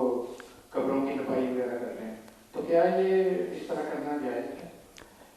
قبروں کی خبر گیری تو میرے بھائی ہونی چاہیے، نہ قبروں کو پوجنا ہی درست ہے کہ افراد تو وہ حد سے بڑھ جانا کہ پختہ بنائی جائیں سجدے کی، اور ایک یہ ہے کہ بالکل ان کو تباہی ہونے دیا جائے، یہ بھی کوئی بات نہیں۔ آپ نے خود کنکریاں بچھائیں قبروں پر کہ یہ بچی رہیں، اور حضرت عثمان بن مظعون کی قبر کے سرانے پتھر بھی رکھا۔ عثمان بن عفان تو بعد میں خلیفہ شہید ہوئے، یہ آپ کے زمانے میں حضرت عمر رضی اللہ کے یہ ساڑے تھے اور ابن عمر کے ماموں تھے۔ عثمان بن مظعون پہلا ہے یہ مہاجر صحابی جو فوت ہوا۔ تو قبروں کی یادگاری تو قائم رکھنی چاہیے، مگر اس کے لیے یہ ہے کہ دن کہ صرف محرم کے دنوں میں یہ سوچنا اور مردوں عورتوں کا جم کٹا، اس سے ایک نیک کام بھی خراب ہو گیا۔ اب بے پردگی ہو گئی، مرد عورت اکٹھے ہوتے ہیں، کئی شرارتیں جنم لیتی ہیں۔ تو عورتوں کو چاہیے کہ اگر وہ قبرستان جانا چاہے، حرام نہیں جا سکتی، اماں بھی گئی تھی اپنے بھائی عبد الرحمن کی قبر پر، لوگوں نے کہا عورتوں کو تو منع فرمایا، یہ پہلے کی بات ہے، حضور نے ہمیں اجازت دیتی، مگر پردے کا خیال کر کے تنہا کبھی جائیں تو صبر سے دعا کر کے آ جائیں، اور مردوں کا جب وہاں دمکتا پھر نہیں جانا چاہیے۔ تو قبروں کا آگے پیچھے چاہیے کہ لوگ لپائی بھی کریں، ان پر کنکریاں بچھائیں، کوئی بات نہیں، نشانی بھی کوئی رکھ دیں نا وہاں تو اچھی بات ہے۔ بڑا ہوتا قبرستان، پتہ ہی نہیں چلتا کہ ہمارے بڑے کی قبر کا۔ سوال یہ ہے کہ اگر ایک آدمی نے کسی نے کوئی قتل کیا ہے یا کوئی جرم اس سے سرزد ہوا ہے، لیکن وہ سزا سے بچ جاتا ہے کیونکہ اس نے بہت اچھا وکیل کیا ہوا ہے، تو کیا وہ مجرم جو ہے وہ ساری عمر آزادی سے کرتا رہتا ہے؟ تو کیا وہ اللہ کے ہاں اس کی پکڑ ہوگی کہ نہیں؟ کیونکہ وہ اس دنیاوی جو قانون ہے اس سے تو بچ گیا، باعزت بری ہو گیا، تو اس کے لیے کیا ہے کہ وہ کیا کرے؟ بہت اچھا سوال ہے، اور یہی صورتحال جو ہے نا اس بات پر انسان کو مجبور کر دیتی ہے، جیسے ڈاکٹر صاحب بھی شروع میں فرما رہے تھے کہ مرنا ہے اور بعد میں اٹھنا ہے، حساب ہونا۔ اگر اس بات درمیان سے ہم ختم کر دیں نا ایمان بالآخرت کو، تو دنیا کے معاملے کی کوئی سمجھ نہیں آتی کہ یہ دنیا اللہ نے اندھیر نگری کیوں پیدا کی، کہ کوئی قتل کر کے دندناتا پھر رہا ہے، کوئی بیوہ کا اس کی بچی کا جہیز لوٹ کر چلا گیا، کسی نے بیوہ کا پلا ہوا جوان بچہ مار دیا اور کچھ نہ بنا۔ تو اگر یہ انصاف نہیں ہونا کسی دن، تو اس سے بہتر عقیدہ دہریت کا، سرے سے مانے کہ اس دنیا کا کوئی خدا نہیں، یہ اس سے بہتر ہے کہ خدا کو مان کر یہ کفر بکے کہ وہ خدا تماشا دیکھتا رہے گا اور کسی دن انصاف نہیں کرے گا۔ اسی لیے اللہ نے قرآن میں میرے عزیز آخرت کے انکار کو اللہ کا کفر قرار دیا کہ یہ تو مجھے نہ ماننے والی بات ہے، میں ایسا خدا ہوں کہ اپنی دنیا کو دیکھتا رہوں اور آرام سے بیٹھا رہوں۔ اس لیے اللہ تعالیٰ فرماتا فَنَجْعَلُ الْمُسْلِمِينَ كَالْمُجْرِمِينَ، عقل کی بات کرو کہ حکم ماننے والے اور نافرمان برابر ہی ہو جائیں گے، مر گر مٹی ہوگا، نیکوں کو کوئی انعام نہ ملا، بروں کو کوئی سزا نہ ملی۔ مَا لَكُمْ، اللہ فرماتا تمہیں کیا ہو گیا، تمہاری مت ماری گئی، کیفَ تحکمون، کیسی بکواس کرتے رہتے، کوئی عقل کی بات کرو۔ اتنا ظلم خدا کی سلطنت میں اور اللہ تعالیٰ کبھی انصاف ہی نہ کرے۔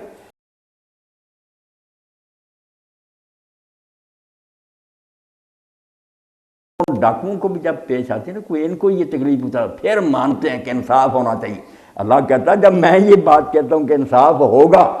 پھر تم بہانے بناتے ہو کہ نہیں نہیں نہیں انصاف نہیں ہوگا۔ میں تو اللہ کہتا ہوں وہ بات کہتا ہوں جو تمہارے دلوں کی آواز ہے، ہر بندہ رو رہا ہے کہ اللہ دنیا میں تو انصاف نہیں ہوا، ہونا چاہیے۔ ارے اس بارے میں جب حدیث القصاص کو ہم پڑھتے ہیں نا تو کانپ جاتے۔ آپ نے فرمایا جب بالکل فیصلہ ہو جائے گا کہ یہ لوگ جنت میں چلے جائیں، انہوں نے نمازیں پڑھی، روزے، پرصراط پر ہوں گے تو مظلوم کھڑے ہو جائیں گے، وہ کہیں گے اللہ نمازیں روزے ٹھیک ہے، مجھے گالیاں دی تھیں، میرا مال اس نے ہڑپ کیا تھا، میرے ساتھ یہ زیادتی کی تھی، اس کا کوئی انصاف نہیں ہوا، تیرا عدل کہاں گیا؟ تو اللہ کی طرف سے اعلان ہوگا کہ میں عادل ہوں، جب تک تمہارا حق پورا نہیں ہوگا میں ان کو جنت میں داخل نہیں ہوں۔ حضور فرماتے وہاں روک لیا جائے گا اور حکم ہوگا کہ ان کی نیکیوں میں سے لے لو، جتنی نیکیاں لے کر خوش ہوتے ہیں نا۔ اور یہ جب آپ بیان فرما رہے تھے تو رسول کریم علیہ السلام بہت روئے کہ وہ دن جب ایک ایک نیکی کا آدمی محتاج ہوگا، جب اجازت مل جائے گی لوگ کیا چھوڑیں گے، لوٹ کر لے جائیں گے، اور بعد میں جب وہ نیکیاں ختم ہو جائیں گی تو فرمایا ان مظلوموں کے گناہ ان کی گردنوں پر ڈال دو اور ان کی بجائے یہ جہنم بھگتیں، جب حساب بے باک ہوگا تو پھر جنت میں جانے دیا جائے گا۔ اس لیے عدل تو بچہ ہوگا، پورا ہوگا، بالکل ذرہ بھی نہیں کسر رہے گی۔ فَمَن يَعْمَلْ مِثْقَالَ ذَرَّةٍ خَيْرًا يَرَهُ وَمَن يَعْمَلْ مِثْقَالَ ذَرَّةٍ شَرًّا يَرَهُ۔ یہ ایک ایسی بات ہے کہ جو عیاشی کرنا چاہتے ہیں وہ آنکھیں بند ضرور کرتے ہیں مگر دل کا وہ نہیں مانتا۔ ان سے پوچھے کہ یار معقول بات نہیں کہ ظالم کو سزا ملنی چاہیے اور نیک آدمی کو انعام ملنا چاہیے، اس میں بھی کوئی بات ایسی ہے کہ جس کو آپ کہیں گے یہ ریشنل ہے، یہ تو معقول ہے، انصاف کی بات ہے، مگر چونکہ ان کے عیش میں خلل پڑتا اس لیے جان بوجھ کر آنکھیں بند کرنے کو چل جائے۔ آئے گا وقت بالکل عدل ہوگا، پورا ہوگا۔ یہ اسی طرح نہیں رہیں گے۔ اس بارے میں میرے عزیز حضور صلی اللہ علیہ وسلم یہاں تک فرمایا، ڈرنے کی بات ہے، یہ خود کچھ کرتے ہیں اور سارا کچھ، فرمایا لوگ بالکل اتنا جنت کے قریب پہنچ گئے ہوں گے کہ جنت کی دہلیز نظر آ رہی ہوگی نیکیوں کے، مگر صرف ایک چلو خون، کسی کا نہ حق بات، کسی کو زخمی کر دیا، وہ ایک چلو خون آگے کھڑا ہو جائے گا کہ یہ جنت میں اللہ جا سکتا، میرے ساتھ یہ ظلم کیا تھا۔ وہاں پورا عدل ہوگا، اسی لیے اللہ پاک فرماتا قُضِیَ بَیْنَھُم بِالْحَقِّ، وہاں انصاف کے ساتھ ٹھیک فیصلہ ہوگا، اور نتیجہ یہ نکلا وقیل الحمدللہ رب العالمین۔ جب کچہری برخاست ہوگی نا جنتی دوستیوں کا فیصلہ، تو قیلا ایک نہیں کہے گا، آواز آئے گی ساری دنیا کی طرف سے الحمدللہ رب العالمین، کائنات کے مالک کی حمد یا راج حق کر کے اللہ نے دکھا دیا. ہر جگہ سے یہ نعرہ گونجے گا. تو تیار ہونا چاہیے اس وقت کے لیے. ایک چھوٹا سا ہے جی کہ نماز ظہر کی پڑھ رہے ہیں 4 رکعت اور اس میں سے قسم بھول گئے کوئی چیز، 1 رکعت ہی بھول گئے، بعد میں یاد آیا تو سجدہ صاحب کر لیا، تو کیا وہ رکعت ادا ہوگی یا پھر اس کو دوبارہ پڑھنا پڑے گا؟ سجدہ صاحب سے گزارا نہیں ہوتا. وہ جو آپ کو یاد آ گیا تھا کہ 1 رکعت کم ہے، وہ آپ کو پڑھ لینی چاہیے تھی. بے شک سلام پھر گیا، آپ اٹھ گئے، باتیں بھی کر لیں، پھر بھی یاد آ گیا نا کہ 1 رکعت تو رہتی. یا میں ہی پاس بیٹھا تھا، میں نے یاد لایا کہ یار تو نے سلام کہہ چلی تو 1 رکعت رہتی، تو پھر بھی آپ کو قبلہ رخ ہو کرنا وہ 1 رکعت پوری کر لینی چاہیے اور آخر میں سجدہ صاحب کرنا. اب کتنی آسانی ہے کہ اللہ کے رسول علیہ السلام پر بھی یہ حالات پیش آئے. اللہ چاہتا اپنے پیغمبر علیہ السلام کو صاف نہ ہونے دیتا، مگر دین کا یہ چیپٹر رہ جاتا ناقص. ہم سجدہ صاحب کہاں سے سیکھتے؟ اللہ نے آپ کو بھی بلایا کہ 2 رکعتوں پر آپ نے سلام کہہ دیا، 2 رہتی تھی. 1 مرتبہ 3 پر کہہ دیا، 1 رہتی تھی. 1 مرتبہ 5 پڑھا دی، مگر بولا نہیں کوئی. لوگ سمجھتے تھے آپ پر وہی آتی، شاید حکم ہی یہ ہو گیا. جب سلام آپ نے کہہ دیا تو جو جلد باز سے لوگ نکل بھی گئے مسجد سے تیز. حضرت ابوبکر عمر بھی وہاں موجود بولے. تو ایک شخص خرباق نامی جو لمبے ہاتھوں والا تھا ذوالجدین، اس نے جرأت کر کے کہا کہ اللہ کے رسول کثرت الصلاۃ ام نسیت یا رسول اللہ کے حکم سے نماز چھوٹی ہو گئی ہے یا آپ بھول گئے؟ آپ نے فرمایا نہ میں بھولا ہوں نہ نماز چھوٹی. آپ کو تو یقین تھا نا کہ میں نے پوری. اس نے کہا نہیں ایک بات ہوئی. آپ نے پھر پوچھا سزا کا ذوالجدین کہ یہ سچ کہتا؟ پھر بولے صحابہ کہ ہاں یا سورہ رکھتے رہتی. اسی طرح اتنی باتوں کے بعد کعبے کو منہ کیا، لوگ بھی پیچھے کھڑے ہو گئے، کوئی نئی نیند نہیں باندھی، جو رہتی تھی رکھتے ہیں وہ پڑھ لی. آخر میں سجدہ صاحب کیا اور فرمایا میں ایک انسان ہوں، جیسے تم بھول جاتے ہو بھول جاتا، جب بھول جاؤں یاد دلا دے کے. وہ سجدہ صاحب پھر سنت مقرر ہو. تو جب بھی یاد آئے، بلکہ آپ بے فکر ہو جائیں، میں آپ کو گارنٹی دیتا ہوں 10 دن بعد بھی آپ یاد آئے نا 1 رکعت صرف پڑھ لیں سجدہ صاحب. کوئی نئے سرے سے پڑھنے کی ضرورت نہیں. جو کسر رہ گئی ہے جب یاد آئے 100 سال بعد بھی یاد آئے تو پڑھ لیں، اللہ کمی پوری کر دیں. اگر فالتو پڑھ لیں، اگر فالتو پڑھ لیں 5 یہ ڈاکٹر قریشی صاحب نے کہا کہ اگر فالتو پڑھ لیں، جیسے آپ نے 5 پڑھ لیجیے، وہاں بھی صرف سجدہ صاحب، نماز درست ہے، کوئی نئے سرے پڑھنے کی ضرورت نہیں. کئی لوگوں نے اپنی طرف سے یہ اضافہ کر دیا کہ اگر چوتھی پر بیٹھا ہو پھر غلطی سے اٹھ گیا اتحیات پڑھ، پھر تو 5 کی کوئی نہیں، ورنہ نئے سرے سے پڑھے. یہ بھی اپنی طرف سے بنائی کہانیاں، کوئی بات نہیں. کسی طرح بھی زائد ہو گئی یا کم ہو گئی خیر ہی خیر ہے. بشر ہے، اللہ تعالیٰ سختی نہیں کرتا. نہیں کچھ نہیں کرنا، بس صرف قبلہ رخ ہو کرنا. آپ نے نماز جیسے الحمد شریف پڑھی، سورت پڑھی، جھکتے جانا، کوئی نئی سرے سے نہیں شروع کرنا. نہیں کوئی اللہ اکبر نہیں کہہ رہا، وہ تو نئی نماز پھر چالو ہو جائے گی. نہیں بس سجدہ صاحب کے بارے میں اللہ کے رسول، میں تو کہتا ہوں حضور پر جان ہمیں قربان کرنی چاہیے. ایک مصرع پیر میرے علی شاہ رحمۃ اللہ کا، ایک مولانا مرزا خان بریلوی رحمۃ اللہ کا شعر، وہ پڑھ دوں کیونکہ ایمان کی تازگی کے لیے جب موقع ہو تو وہ مس نہیں کرنا چاہیے. پیر صاحب فرماتے ہیں تن من دھن سب تجھ پر واروں، وار دوں کونین پیا. اللہ کے رسول آپ کا یہ مرتبہ ہے کہ جان مال اولاد بلکہ دونوں جہان بھی قربان کر دوں، کوئی تن من دھن سب تجھ پر واروں، وار دوں کونین پیا. تو اللہ کے رسول علیہ السلام نے اس طرح ڈاکٹر صاحب ایک یاد آپ نے کیسے ہمارے لیے آسانیاں پیدا کریں کہ دونوں چیزیں آپ نے ہمیں چھٹی دے دی. سلام سے پہلے سجدہ صاحب کر لیں، یہ بھی آپ کی سنت کہ آپ سلام کوئی نہ کہیں. جب اینڈ پر پہنچے آپ نے نماز پوری پڑھ.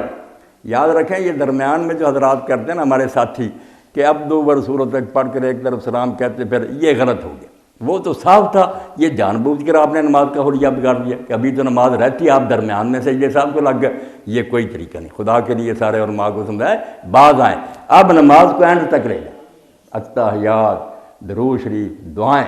پھر مرحلہ رہ جائے سلام کا. اب دونوں ٹھیک ہے. سلام سے پہلے کوئی سلام نہیں کہا، اللہ اکبر کہہ کر سجدے کو چلے جائیں، اٹھیں پھر دوسری بار چلے جائیں اور اٹھ کر السلام علیکم ورحمۃ اللہ، السلام علیکم. ایک طریقہ تو یہ. ایک ہے سلام کے بعد کہ سلام کہہ دیں نماز پوری ہو چکی، دونوں طرف بے شک کہہ لیں، دونوں ہی ٹھیک ہے، ایک کہہ لیں سلام یا دونوں بھی کہہ لیں، کوئی بات نہیں، اس کے بعد اللہ اکبر کہہ کر سجدے میں جائیں۔ مگر اس کے بعد پھر یہ ہوگا کہ جب آپ اٹھیں گے پھر دوبارہ اتحیات پڑھیں گے۔ وہ سلام سے پہلے اگر کیا کوئی نہیں اتحیات کی ضرورت، اگر سلام کے بعد کیا پھر یہ ہے کہ دوبارہ اتحیات للہ سے عبدہ و رسولہ تک پڑھیں اور نیا سلام، وہ نماز کا سلام، یہ پھر یہ دونوں آپ نے کام کیے ہیں صحابہ نے۔ ہمارے لیے آسانی ہوگی کہ پہلے کر کے تلافی کر لو یا بعد میں کر لو۔ جی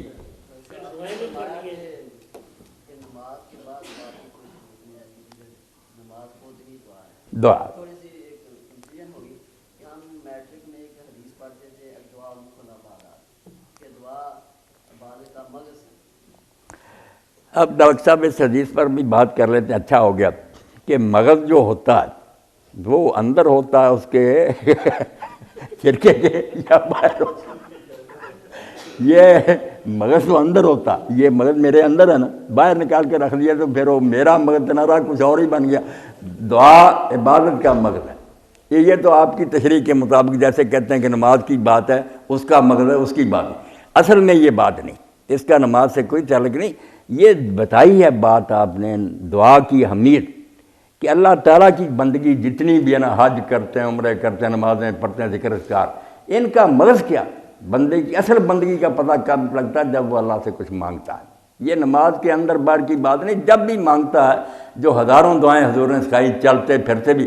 مانگنا دلیل ہے کہ ہم فقیر ہیں، محتاج ہیں، مسکین ہیں، سائل ہیں۔ باقی جو ہے نا وہ تو وقتی باتیں، کبھی رکوع میں گئے سجدے، ٹائم ہے، اس کے لیے کوئی ٹائم نہیں۔ 24 گھنٹے ہم چلتے پھرتے اللہ سے مانگ رہے ہیں کہ اللہ تیرے بغیر تو ہم ایک قدم بھی نہیں اٹھا سکتے۔ اس لیے فرمایا کہ اصل جو ہے نا بندگی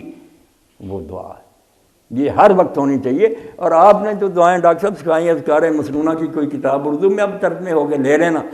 پتہ چلتا ہے کہ اللہ کے رسول کس طرح اپنے رب سے ہر وقت جڑے رہتے ہیں۔ ایک لمحہ بھی نہیں تھا کہ آپ فارغ ہوں، کبھی کوئی ذکر ہے، کبھی کوئی دعا ہے، ہر وقت اللہ یاد تھا۔ جو ام المومنین عائشہ رضی اللہ عنہا فرماتی کان یذکر اللہ فی کل احیان، ہر گھڑی حضور اللہ کو یاد رکھتے کسی نہ کسی رنگ میں۔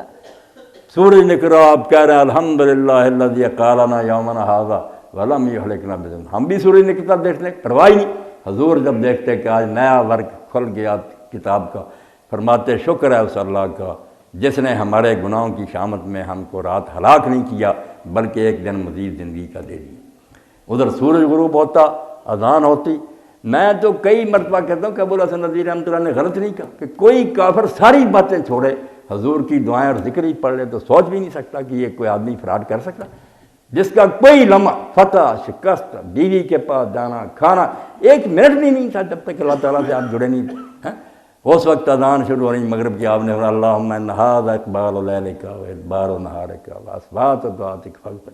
اے اللہ یہ تیرے مؤذن نے اذان شروع کر دی، رات آ گئی، دن چلا گیا، ہم سے اگر کوئی کوتاہیاں اس دن میں ہوئی ہیں تو معاف کر، قربان جائے حضور۔ یہ ہے وہ بندگی کا آپ نے فرمایا مغز تو یہ کہ ہر وقت مانگتے رہو، اس کے لیے کوئی تکلف نہیں کہ نماز کے بعد ہو یا ہاتھ اٹھائے، چلتے پھرتے یقین کر کے کہ ہم ہیں کیا، اس کے اذن کے بغیر اور حکم کے بغیر کچھ بھی نہیں۔ میں اگر بول رہا ہوں اجازت مل رہی ہے، ابھی فالج ہو جائے زبان پر کچھ بھی نہیں۔ آپ میں سے کسی کو اللہ تعالیٰ اسی وقت بہرا کر دے، ساری تقریر بے مزہ ہو جائے، سن ہی نہیں سکے گا، آنکھیں لوگوں کی اللہ پاک چھین لیتا، کچھ نہیں انسان کے پلے۔ آپ نے سفر میں جب فرمایا کہ لوگوں میں بتاؤں تمہیں کہ عرش کا خزانہ کون سا، تو لوگوں کا فرمایا یا رسول اللہ بتائیں، یعنی قیمتی چیز، فرمایا لا حول ولا قوت الا باللہ، یہ عرش کا خزانہ ہے کہ آدمی سمجھے کہ نہ کوئی حرکت ہم کر سکتے ہیں، نہ ہم میں کسی چیز کی طاقت ہے، جب تک اللہ تعالیٰ کی مدد ساتھ نہ ہو۔ اللہ سینکشن دے گا تو ہاتھ بھی ہلیں گے، ورنہ جب چیز جائے ختم کر دے۔ اس لیے یہ کلمہ جو ہے نا اس کی جو کثرت ہونی چاہیے۔ میں آپ لوگوں میں سے آخر میں کہتا ہوں، حاجی صاحب بھی اب دیکھتے ہیں کہ وقت زیادہ ہو گیا، کہ روزانہ اولیاء امت نے یہ بات کہی ہے، اس کا تجربہ کریں کہ 100 مرتبہ درود شریف 100 مرتبہ بعد، لمبے کی ضرورت نہیں، اگر آپ نہیں پڑھ سکتے اللہم صلی علی محمد وعلی آل محمد یا صلی اللہ علی حبیب سیدنا محمد وعلی آلہ وسلم پڑھ، 100 پہلے 100 درمیان میں 500 مرتبہ یہ اللہ کے لیے نا دن رات میں اس کو اپنا وظیفہ بنائیں۔ آپ دیکھیں گے کہ یہ لا حول ولا قوت کی تاثیر سے نا آپ کی سب مشکلیں، الجھنیں، ڈپریشنیں ختم ہو جائیں گی۔ آج کی محفل میں یہی آپ اپنے پلے باندھ لیں کہ درود شریف 100 مرتبہ، پہلے 100 بار، درمیان میں 500 بار لا حول ولا قوت،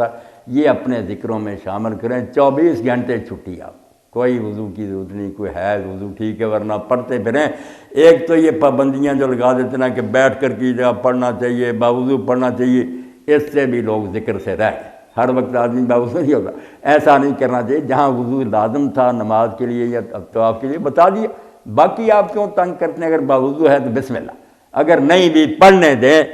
اب درود شریف کے بارے میں بھی ہر کوئی جانتا، اللہ کے رسول کے بارے میں جب ہم نے کہا کہ اللہ اپنی رحمتوں کی بارش برسا حضور پر، تو حق تو حضور کا تھا کہ آپ تھینک یو کہتے، شکریہ یا کوئی جواب بھی دیتے، مگر اللہ تعالیٰ نے یہ بھی نہیں برداشت کیا کہ میرے پیغمبر کا احسان پیغمبر خود اتارے، اپنے ذمہ لے لیا کہ من صلی اللہ علیہ واحدۃ صلی اللہ علیہ، تم میرے نبی پر ایک مرتبہ درود پڑھو گے، میں 10 رحمتیں کروں گا اور 10 گناہ معاف کروں گا، 10 درجے بلند۔ اپنا سمجھا کہ احسان تو تم نے میرے پر کیا کہ میرے محبوب کو یاد کیا۔ تو درود شریف لا حول ولا قوت الا باللہ، یہ چھوٹا سا عمل آپ کر لیں، باقی اگر نہیں بھی ہو سکتے یہ ضرور کریں، بہنیں بھی کریں، انشاءاللہ کوئی الجھن نہیں رہے گی، اللہ خود سارے کام جو ہے نا کرے گا۔ سرور صاحب وہی 12 بجے کا ٹائم ہے، میں ایک کویسچن کر لیتا جی کر لے کوشچن بڑھا رہا ہے تو زیادہ اچھا آپ نے اسلام مجھ سے تو محبت نہیں بھائی، مجھ کو کوئی تنگ نہ کرے کہ میں فلاں فرقے کی بات کہ توبہ توبہ، یعنی فرقوں نے تو مسلمانوں کا کچھ نہیں چھوڑا۔ جی اچھا، آپ نے سلامتی کے لیے، حفاظت کے لیے اور اللہ تعالیٰ کی نگہبانی کے لیے مجھے فرمایا تھا کہ یا سلام 131 دفعہ، 119 دفعہ، اور یہ صحت اور تندرستی کے لیے ذکر ہے۔ اب یہ 131 دفعہ یا 200 دفعہ کیوں نہیں تھی، یہ 119 دفعہ 115 دفعہ کیوں؟ یہ کیوں جو ہے نا، اس کا ڈاکٹر صاحب ہم کوئی جواب نہیں دے سکتے، ایسے جیسے آپ طبیب سے ڈاکٹر سے جھگڑا کریں کہ یہ اتنی رتی کیوں اس میں ڈالتے ہو، نسخے میں اتنے ماشے کیوں ڈالتے ہو، یہ تجربات پر مبنی، جیسے وہ طب تجربات پر مبنی ہے، یہ بھی نیک لوگوں کے تجربات ہیں۔ ان اعداد میں خاص اثر ہے، جو کمی بیشی سے ایسے ہی ہے کہ ایک نسخے میں لکھا تو رتی تھا، آپ نے پاؤ ڈال دیا، اب وہ نسخہ وہ نہیں رہا، بالکل تباہ ہو جائے گا۔ جی جی پوچھ رہے ہیں بھئی ایک آدھ بات۔ بڑھا دیا 12:30 تک، کتنے بیٹھ رہو پی یہ حاجی صاحب ان بچوں کا شوق اور ساتھیوں کا میں دیکھ کر خوش ہوں، اسی لیے آپ حضرات جب رانجھا صاحب جب مجھے یاد کرتے ہیں چیمہ صاحب اور آپ، میں اسی لیے نہ نہیں کرتا، مجھے آپ سے ہوگی محبت کہ یہاں لوگ نا شرارت کی بات نہیں کرتے، ضرورت کی پوچھتے، ورنہ مولوی حضرات سے میں بالکل نالا ہوں، میں اس طبقے کو جانتا ہوں کہ سوائے فتنے کے ان کے پاس کوئی ہے، لڑاتے ہیں اور کچھ بات۔ جی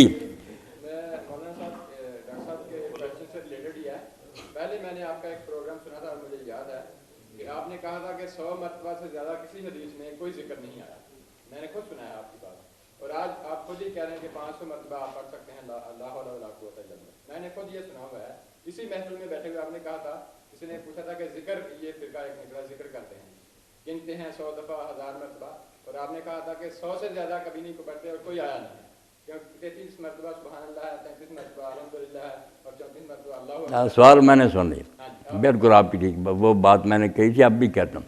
جو مسنون اذکار ہیں کہ اللہ کے رسول نے جو سکھایا ہیں کہ یہ کرو یہ ثواب ملے گا، وہ ایسے ہی ہے کہ کوئی آپ کی حدیث پاک میں 100 سے زیادہ نہیں، وہ بات میرے بچے مسنون کی ہے کہ ثواب کے لیے کوئی پڑھتا، وہ ایک چیز ہے جو ثواب کے لیے نہیں، ثواب اللہ دے دے اپنی طرف سے، اس کی رحمت بڑی، مگر وہ ہم اوراد کے طور پر کرتے، علاج معالجہ کہ یہ پڑھو اس سے یہ تکلیفیں دور ہوگی، ان پر یہ پابندی نہیں، یہ نیک لوگوں کے تجربہ، میں نے اسی لیے کہا کہ یہ سنت کی بات نہیں، یہ نیک لوگوں کے اور اولیاء امت کے تجربات ہیں، اور یہ اس علم کا بقایا ہے جو ہاروت ماروت پر نازل ہوا تھا، وہاں بدقسمتی سے پھیل گیا، موقع نہیں بیان کرنے کا، جادو لے کر نہیں آئے، جادو سے چھڑانے کے لیے آئے تھے کہ جادو کو چھوڑو، کفر نہ بکو، اگر تم جائز حاجتیں اپنی چاہتے پورا تو یہ دم درود لے لو، وہ علم جو خواص کرمات اس کا کچھ بقایا آ رہا جو نیک لوگ پھر لکھ دیتے ہیں کتابوں کی وظائف کرو، یہاں یہ پوچھنے کی ضرورت نہیں کہ یہ ثابت ہے حدیث سے نہیں، جب کوئی کہے گا کہ یہ پڑھو ثواب ملے گا اتنا، اس سے مطالبہ کریں گے، ثواب غیب کی بات ہے، یہ اللہ کے رسول نے بتائی، وہ 100 سے زیادہ نہیں آیا، بالکل ٹھیک ہے بھائی، یہ جو اوراد ہے نا، یہ کسی نے 313 لکھے ہیں، مثلا حسبی اللہ و نعم الوکیل،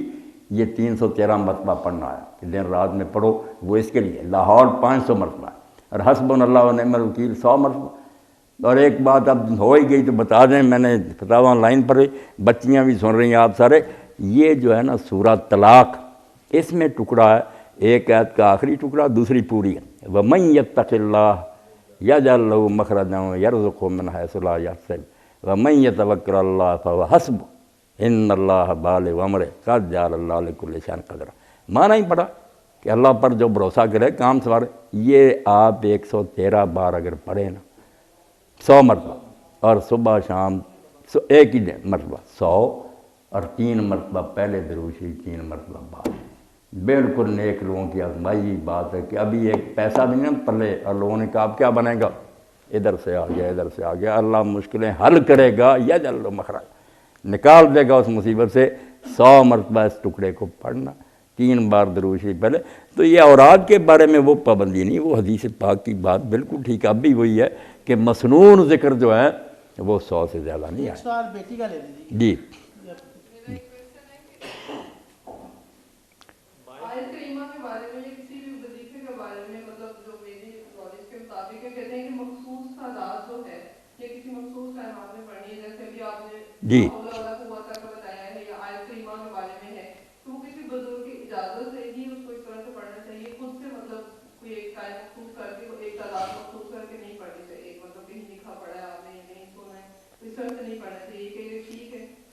میری بچی نے جو پوچھا نا کہ ان اذکار کے بارے میں لوگ کہتے ہیں کسی سے اجازت لینی چاہیے، ویسے نہیں پڑھنا چاہیے، نقصان ہونے کا خدشہ، نہیں ایسی کوئی بات نہیں۔ جو لوگوں نے کاروبار شروع کر رہے ہیں، دکانیں، وہ ایسی باتیں کرتے ہیں، ورنہ نیک لوگ جو ایسی چیزیں لکھ گئے ہیں نا، کتابیں الگ کہ ان میں انہوں نے یہ اوراد لکھے ہیں، تعویذات لکھے ہیں، وہ اسی لیے لکھے ہیں کہ ہر بچی کو، بچے کو، مرد عورت کو اجازت ہے ان کی طرف سے اذن عام۔ آپ نواب سید صدیق حسن رحمۃ اللہ علیہ کی کتاب اگر لے لیں، الدواء والدواء، بیماری اور اس کا علاج، اس میں انہوں نے یہی عملیات ہی لکھے ہیں قرآن و حدیث کے مطابق۔ نیک لوگ آپ دیکھیں ہر ضرورت کی شے اس میں ہوگی، اور انہوں نے لکھ دیا کہ میں نے اس لیے کہ لوگ مشرکوں کے پاس نہ جائیں، بیتوں کے بس جائز حاجتیں لوگوں کی پوری ہوں۔ بہت پیاری کتاب ہے الدواء والدواء، یا دوسرا نام وہاں لکھا ہوتا ہے کتاب التعویذات۔ تو اذن عام ہے بیٹا، سب کو چھٹی ہے، آپ کریں، اللہ سننے والا۔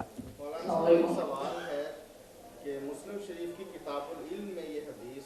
کہ ہلاک متنطعون، کہ ہلاک ہو گئے بال کی کھال اتارنے والے، ایک تو یہ ہے کہ صحیح مسلم میں امام مسلم اس کو کتاب العلم میں کیوں لائے ہیں، دوسرا یہ کہ کیا اس کا ترجمہ یہ صحیح ہے؟ بالکل صحیح، تعمق عمق سے یہ نا ڈاکٹر صاحب، گہرائی باریکی، بال کی کھال اتارنا، بات کو بڑھاتے چلے جانا،